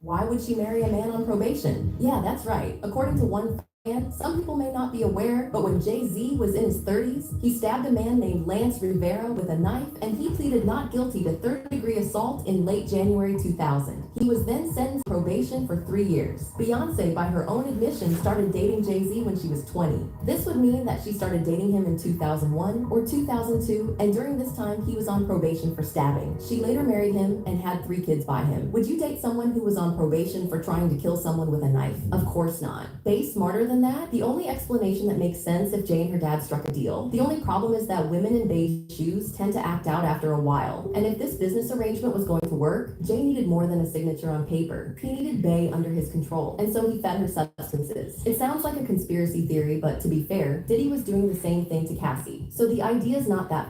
Bro, all this is alleged. I'm probably gonna go to another video because this is all this shit. All that's alleged.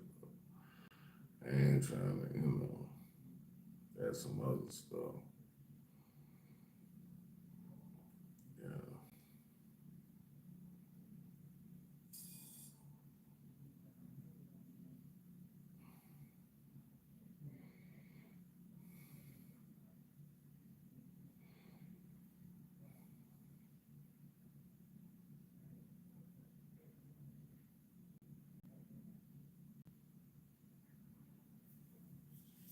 What's up? We live! For all the out there. It's most scandalous Los Angeles. They reacting. They got Demon Time and all them on there. Welcome back to Scandalous Los Angeles TV, where we expose the exposers. Looks like Lucy Coochie Cannon allowed his boss and handler CS2 back to make content out of his fat flunky from Semen Slime Exotics. We told Semen Slime from the very beginning that Cash Jones was a federal informant that couldn't be trusted. We told him that Porky was gonna turn on him just like he does everybody else. We also told him that Lucy Coochie was a liar and a fraud, but Semen Slime was so desperate for fame. He ignored our warnings and continued running their narratives. Now Lucy and Papa Pork Loin have turned him into content and got him looking like a dummy all over again. CS2 Back also said he has 4 gay homeboys who have recently been released from prison, who he was gonna let have sex with Semen Slime after he knocked him unconscious. Showing us all where Ray J gets his booty goons from, and showing us that CS2 Back is a supporter of homosexual gang raping. I had everybody backstage before we started the show, right? So, I had Star Wars, Marathon Kev, Wack. We was waiting on Loose Cannon. So I called Loose Cannon. I'm like, what's going on, bro? We ready to start. Candace, wanted me to handle something for him on the phone. So boom, I was handling that. Dang, this nigga Loose Cannon keep calling, bro. Hold on, man. CS2 Back is mad at Funny Money because Funny Money called him at 7:57 saying they were going live at 8 o'clock. Semen Slime said he wasn't able to start the show on time because Lucy called him and had him do something for him. This lets you know that Lion-ass Lucy set up the play to make his flunky content. He was the reason Seaman Slime was not there on time, giving CS2 a reason to embarrass him. I guarantee that stupid-ass Seaman Slime can't see it. What happened? Overnight? What happened, huh? Yeah, this happened right after that room yesterday. Nigga was a little submissive yesterday. Now you want to fucking say? Somebody get submissive this. So now you want to smoke.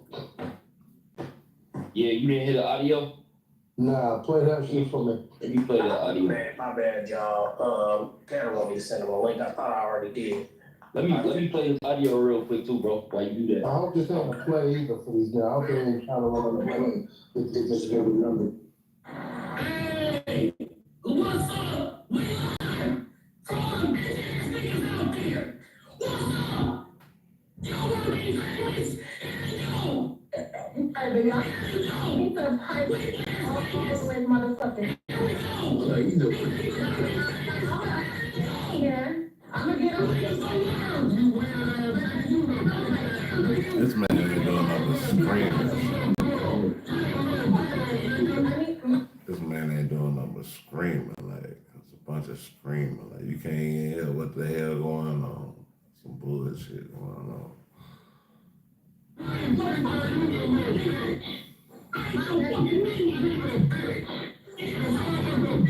CS2 back just called Seaman Slime's mother a B-word.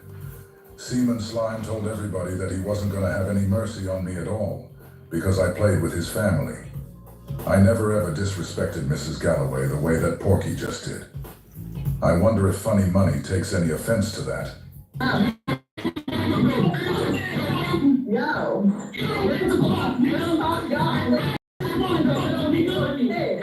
he acting like a little less kid, but let's get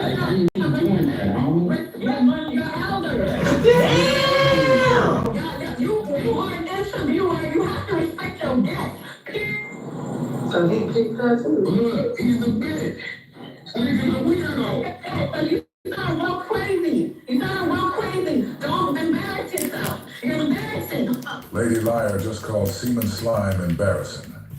We've all seen her dirty bathwater, and we've also seen the hair follicles. Damn. That are extremely active in her ass crack. That's it. Oh, man. Damn! That's crazy, dog. Like, bro, we gotta run that back. We gotta run that piece back. God damn. So he kicked her too. Look, he's a bitch. He's a weirdo. You sound real crazy. You sound real crazy. Don't embarrass yourself. You're embarrassing. Lady Liar just called Seaman Slime embarrassing. We've all seen her dirty bathwater, and we've also seen the hair follicles that are extremely active in her ass crack. We've all heard her $2 Jamaican accent. And I said, you want to go home to your children? Then you better walk away. We've all heard about her husband, Lucy, also. The one who said he signed to Scott Storch at 14. The guy who said he bought a car we gotta go back. Bathwater. We gotta We've also seen the hair follicles that are extremely active in her ass crack. We've all heard her $2 Jamaican accent. And I said, you want to go home to your children? Then you better walk away. Congratulations, you played yourself. Lucy also. The one who said he signed to Scott Storch at 14. The guy who said he bought a car for Big U at 14. The guy who said he made Bodak Yellow for Cardi B. The guy who said he's 10 years younger than his twin brother. The happy hooker is in a fake marriage with a walking, talking embarrassment. So if a woman like her feels embarrassed by you, then you know you're all bad. When you try to be part of the team, you're not part of the team. Act like this. I've never been part of the team. When this nigga think you can talk to me like that. Nah.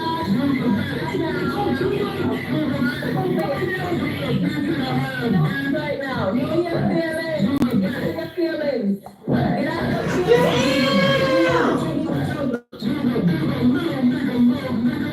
Mute your mic.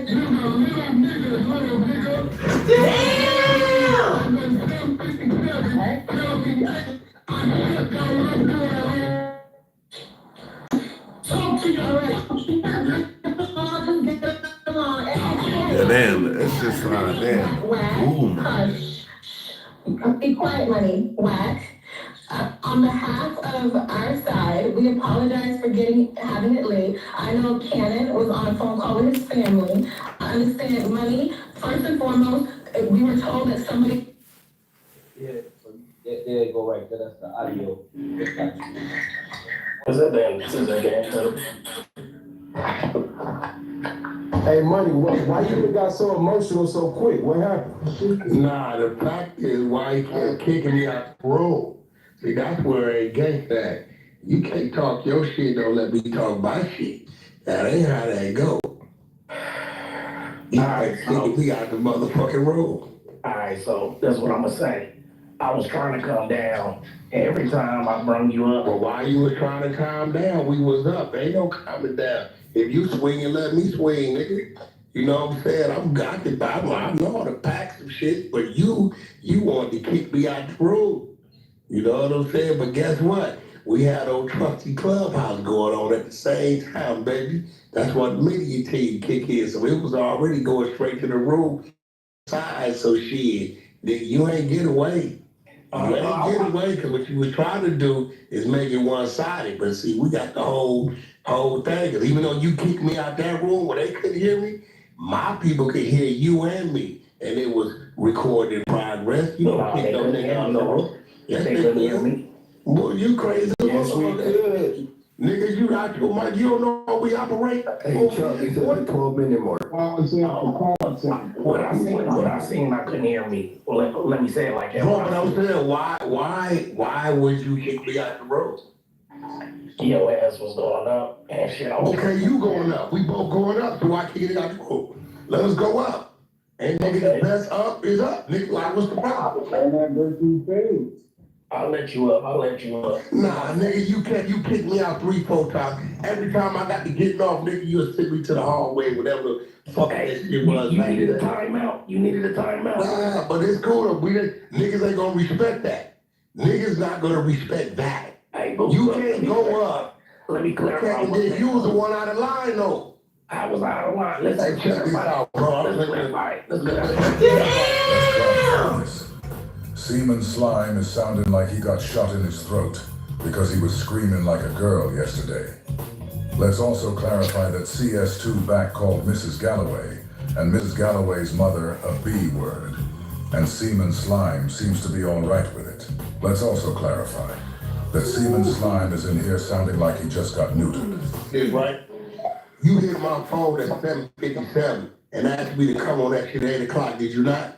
I did. Okay, check this out. Nigga, my time is money, nigga. So don't have me come on something and then think you gonna have me sitting around in the motherfucking, on the side, nigga, waiting on you. Nigga, it's 3-4 other niggas in there. Put the motherfucking shit on. Me and Star Whoopers running the motherfucking content. 15 motherfucking minutes, come to find out you ain't got the shit on. Nigga, step away. We don't give a fuck. Let's keep it gangster. You ain't even part of the conversation like that anyway. So why the fuck do you got us in there at 8 o'clock sharp? Niggas is in there. We running the play, right? Running the conversation up, and you got the shit off. So I'll hit Kevin because he was the only one that wasn't in there.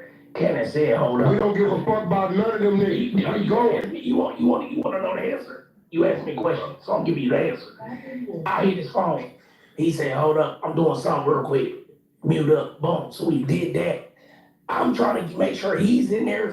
Probably, but I don't even know because he was screaming like a what any of them niggas got to do with what the Star was. We clearing the conversation till they get there. Not because he was screaming like a bitch, that's why his voice sounded. What I'm saying, you not understanding. He asked me to do something and I was home. Who asked you? Who was that nigga? Who was Loose Cannon? No, not Louis every nigga. How many times you niggas have been in there talking for 20, 30 minutes and I pop in and join the combo? You have, and I appreciate that. Okay. All I was saying was, I was trying to handle something. What me and Luke, this nigga voice sound got to do with Loose Cannon? I was using the computer and I didn't even start the show. That's the problem. You said the show started what time? 8 o'clock. That's the time that motherfucker should have started. We in there talking 15 minutes and all this old shit, and come to find out you lost all the content. I didn't lose it because we never started. That's the problem, bro. Are you, bro? Do you not understand that certain punchlines, certain things being said will make or break the whole 2-hour conversation? I do.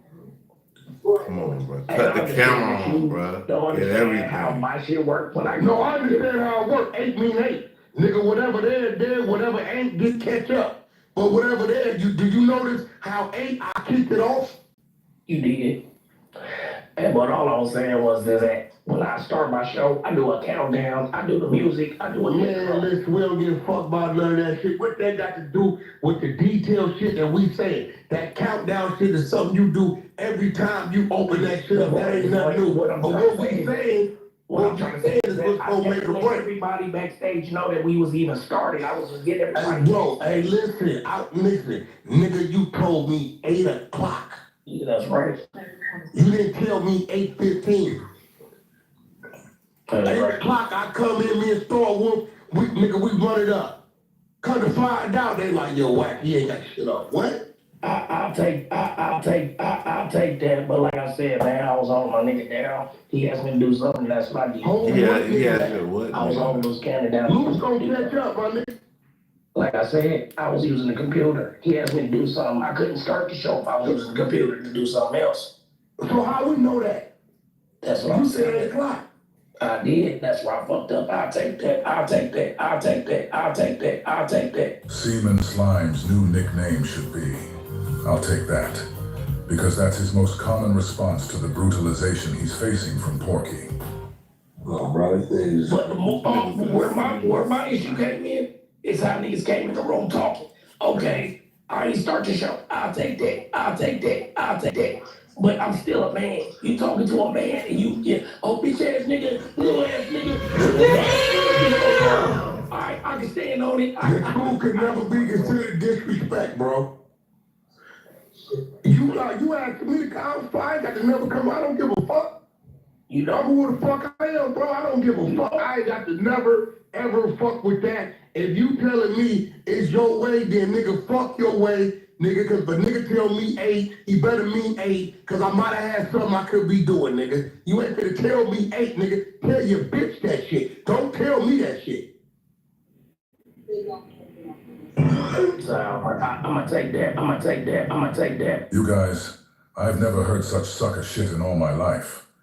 We're getting ready to play that again, because I want you guys all to hear what Seaman Slime just agreed to take. But I'm still a man. You talking to a man and bitch ass nigga, little ass nigga. Oh, that's where we go wrong. I can stand on it. Your school could never be considered disrespect, bro. You guys just heard Seaman Slime complaining about CS2 back calling him little niggas and bitch ass niggas. CS2 back responded by telling Seaman Slime that the truth can never be disrespect. Basically calling him a bitch again. After that, Seaman Slime, aka Little Snake, the Mickey Cobra from Minnesota, said not a word. Instead, he sat and continued to let CS2 back put him in his place. Damn. You asked me to come, I ain't got to never come. I don't give a fuck. You know who the fuck I am, bro. I don't give a fuck. I ain't got to never, ever fuck with that. If you telling me it's your nigga, cause if a nigga tell me 8, he better mean 8, cause I might have had something I could be doing, nigga. You ain't gonna tell me 8, nigga. Tell your bitch that shit. Don't tell me that shit. So I'ma take that. So CS2 back told the Minnesota Mickey Cobra that he was a bitch, told him fuck his program, and that he could go tell his bitch the bullshit he was telling him. And for all of that, Seaman Slime responded by saying, I'ma take that, but so what we gonna do about the rest of that? What? What we gonna do about the rest of that? What? Hold on. Congratulations, you played yourself. A nigga, don't tell a nigga nothing. You don't say shit. Hey, Money, real shit, you gotta take that one on the chin, bro. But like I said, I'm gonna take it. I'm gonna take it. That was a quick submission. Yeah, no, I talked to I didn't came in there, hey bro, you know how many times Luther told me, y'all going on at 8, I pop up at 8:48, then I pop up, join the shit. All you gonna say is, they go what? All they go, nigga, if me and Star running the conversation, we gonna run it till everybody gets there, nigga. By the time people get there, if it's 8:15, the numbers is up. Because guess what? You still got people waiting because you didn't promote it 8 o'clock. We doing you a favor, keeping your motherfucking word good. I know Money, but I did talk to Money and I told him that if I didn't know, I thought Marathon Kev was doing a show. You know what I'm saying? So Money never told me that he set up the show to do it. So because that was the last thing that I did. You said you were dedicated with everybody. You know what? We just gotta do this shit on Big Chuck shit next time. We never had this problem on Big Chuck shit. That's it's all good, brother. So what's up with that friendly shade? Yeah, that's what he. Hey, Wack, he said I see it on IG. He said he wants the fade. I'll beat your ass, bro. You guys see how fast CS2 back turned the exposers on Seaman Slime? Funny part is we told him this was gonna happen to him. Now he's in here asking for friendly fades. Meanwhile, his handler, the one who set him up, is just gonna sit there and let him get packed out. Money always praised Lucy for putting people in plays. I wonder if he praises him for this one. Bitch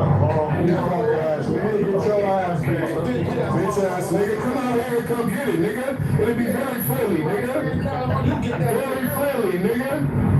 Friendly, beat your ass, nigga. Hold on, you can't get up. Listen, you can't get up. Listen, ain't no nigga getting no fade with no G homies, but nigga, what's up, nigga? I'll take your fade and I'm your age, nigga. What's up, nigga? Come get ass. I'm your age, nigga. You're not fighting none of my G homies, nigga, on the set, nigga. We gonna have fun, bitch ass nigga. We gonna have fun too, bitch ass nigga. What's happening? Right here. I got 6 fades for you right now. I will fight you 6 times in a row, but we can get down 6 times, my nigga.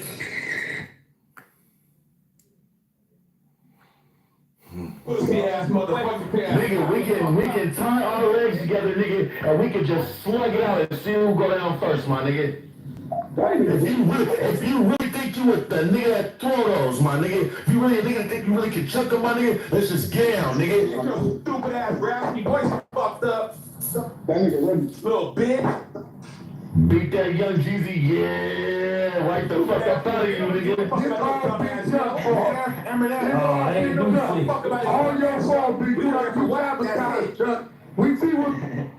Hey, what happened? What happened? Nah, Chuck tried to get that nigga some good advice yesterday. You don't remember that? Yeah, man, that nigga don't listen. His problem is he don't listen. He got all the plugs too loose, but he don't listen. Cool. Hey, money. He don't listen, he's Why did you tell them you wanted to get down with Wack? We can line it up. Look, we in California right now. Money, come on. Beat the fuck up. Carson is right, You ain't gonna get mad if I rub on the back of your ears afterwards, right? Come on down, Money. Now let's here go the deal. I got about 4 homies just got out there and the other shit. So once I'm done, they can do it their way, right? Yeah, If you wake up, no, they fuck me. So when I sleep you, I'm gonna let them do it their way. I got 4 homies. They booty bandits, bro. That's what they do. They booty bandits, bro. That's what they do. They booty bandits, bro. That's what they do. Congratulations, you played yourself. You don't want to fight trap news. Leave them alone. I saved you from that, bro. Stop doing that. I ain't gonna use fun. Hey, wait. I was a brother to you. And saved you from wrist trappers. I did. You know I did. Cut that out. It's Lucy's turn to jump in the play, guys. Money. In real life. Disrespectful talking, saying that you want to get out with Wack. Hey man, I just need disrespect to my grandma. Nigga, fuck that dead ass grandma, nigga, that dirty ass bitch, nigga. We'll go kick that dumb ass bitch tombstone over, nigga, and piss on that shit, nigga. Hey, We he don't give a talking fuck about about your some dumb goddamn. He ass talking grandma, about nigga. somebody's Fuck you grandma. and that old ass bitch, nigga. Tripping. Fuck you thought it was, nigga. We'll unbury that bitch, nigga. Chop her up. See, nigga be tripping, bro. Like, you gotta respect the dead, bro. Fucking bones down. And the living. Nigga, and smoke that shit, nigga. She'll be over here like fucking Ivory High West, nigga. Grandma pack. And then I'm gonna figure out a way to fuck her ghost ass, nigga. I'm gonna bring your dead ass grandma over. It's all your fault. All your fault, Iman. Hey, Dignitary, let me ask you a question, bro. Did you think any of this shit through, bro? No, he did not. No, he did not. Let me tell you his problem. Hey, man, Listen, Dignitary, here go, let me listen. bro. Look, here go your problem. You got Luce standing with you, right? I don't know you, bro. I just move when Luce tells me to move. You've been getting some growth. You don't want to accept the fact that you did some dumb shit. Right. I accepted it. I told y'all. Fucked up the cop. These guys are on here disrespecting this dummy money's deceased grandmother. And this sorry ass nigga wants to be famous so bad that he sits here and allows it. I did. Bro, whether you there or not, let me tell you something. If Chuck know he can finna do some shit at 8, well, I need you here at 8, nigga gonna be on the floor, we running it up. If that nigga gotta go do something, he ain't finna shut the fucking room down. He know if my bald head ass is in here, as he called me, the bald head nigga, he know I'm gonna grab that motherfucking mic, we gonna run that shit up, and when he get back, he just gonna chime the fuck in. Nigga, you want niggas to wait on you, and I hate to say it, you the nigga that niggas wanna hear the least from. It's all good. No, and that particular subject yesterday, you had the least to talk about with that. So Starwood was only on his way back. The nigga that kicked off the paperwork, whack on the motherfucking floor. The other dude was on the floor. Nigga, we got 3 out of the 5 or the 6 on the floor. It don't matter. Money. You catch up how you catch up. Money, you gotta take your emotions out this shit, bro. I already said. Hey, yo, bro, cause that was some classic shit. What do you say, baby? What do you say? What the nigga say when he grabs the phone? I'm a man. No, the other way. We live. We live, motherfucker! I'm a man! I'm a man! We live, motherfucker! I respect everything you saying. Sorry. Money, let me ask you this. What made you jump at the phone company, bro? Funny as shit. What made you do that move, bro? Crazy. I didn't understand that, bro. That nigga kicked everybody off loose. He kicked you off, everybody went blank. It was just him. He said, we live, motherfuckers! No, but listen. I thought that nigga was gonna run into his phone head on, bro. No, hey, for money. If I give you some advice, bro, and you just basically just said, fuck what I'm saying, and you go and make a thing talking about friendly faith, come on, cuz this is California. Yo, money, listen, let me tell you something. You know why I'm laughing? You know why I'm laughing, money? You know why I'm laughing? Because I know you fuck with Luce, and you have no idea that the minute you put that up, he was responsible. So I'm laughing. I'm telling you, you don't understand our politics. I only fuck with you because of him. So whatever you do, he got to absorb it. So when you did that, you put it back on him. For it to get to me before it get to him, he in violation, and he ain't gonna let me look at him like that. It's just real shit. Hey. I'm just keeping it real with you, bro. Like, you can't do it and play. See, I couldn't. Because niggas play for keeps. Like, you can't do that. You playing real games. Dead homies. That's not. See, buddy, I could have did this. I could have came in and said, so Luce, so this is what I got to deal with? No problem, nephew, and left the room. But I didn't, because then I'd have been starting some shit. You just don't know no better, money. You don't. I know you know no better. No, don't know how this shit works. You know what I'm saying? Like, be all right. goofy shit like that, bro. This is real game goofy. My man that I'm in business with, that we fuck with, that you want to get in on because, like, bro, no, because that's not gonna, it's not gonna happen. No, that's disrespectful. Oh shit, money be all right. Like, come on, cuz, you gotta be smarter than that, bro. That nigga emotional. Leave this shit alone. That nigga Rich Trapper when they trolled and he said he pressed me to get on my Rich Trapper's a troll. He's a troll. Oh shit. No, this is, bro. That nigga's emotional. That nigga, he emotional. And if he ever get up under that light, Luke, I'm trying to tell you, you think Woody did some shit, boy. Listen. Oh shit, damn. What the? We lied, motherfuckers! Y'all wanna know who did it? Fuck it! It was Luke, Wack had the gun, and them other three niggas.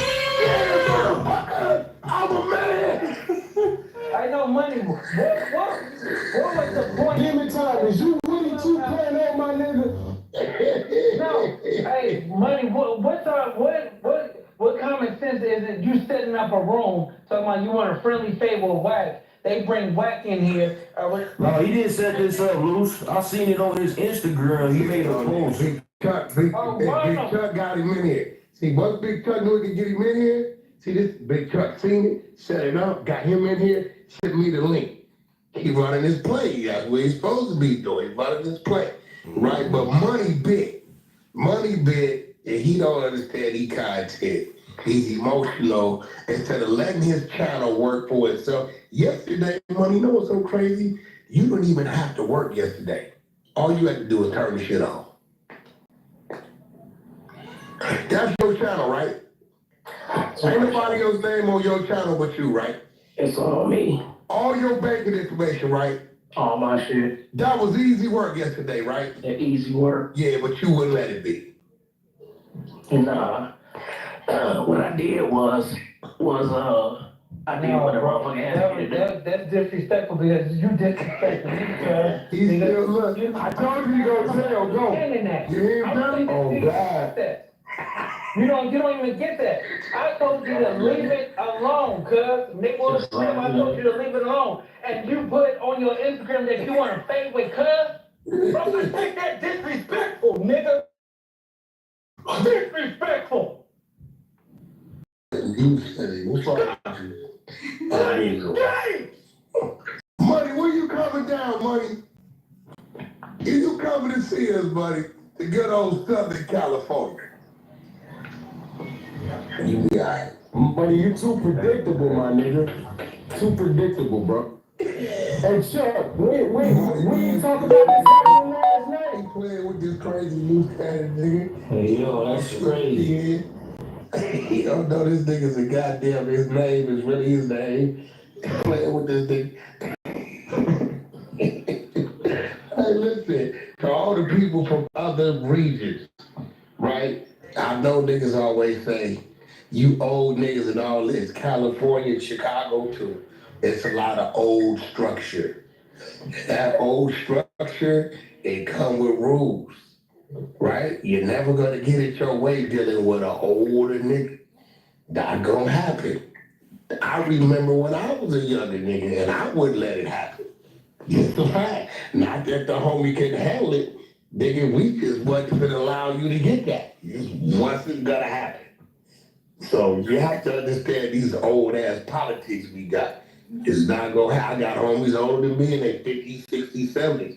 Not gonna happen. Some of these niggas can whoop my ass, but I'm not gonna allow a nigga younger than me or them to approach them. We're not gonna allow that. It's not gonna happen. It's not. It just doesn't work that way. Sorry. Look at this nigga, Rich Trapper. He must got a burner in here. Rich Trapper got a burner in this motherfucker? He got to. How you know he in here? Cause he texted me. Rich Trapper finna throw the shit at you during the time. Oh, he finna throw the shit out you. He is not gonna stop. Demon time, where you at? No, cuz That's disrespectful. If I tell Cuz to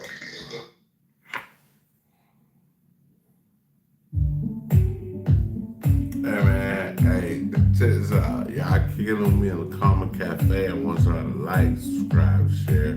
Definitely hit notification piece and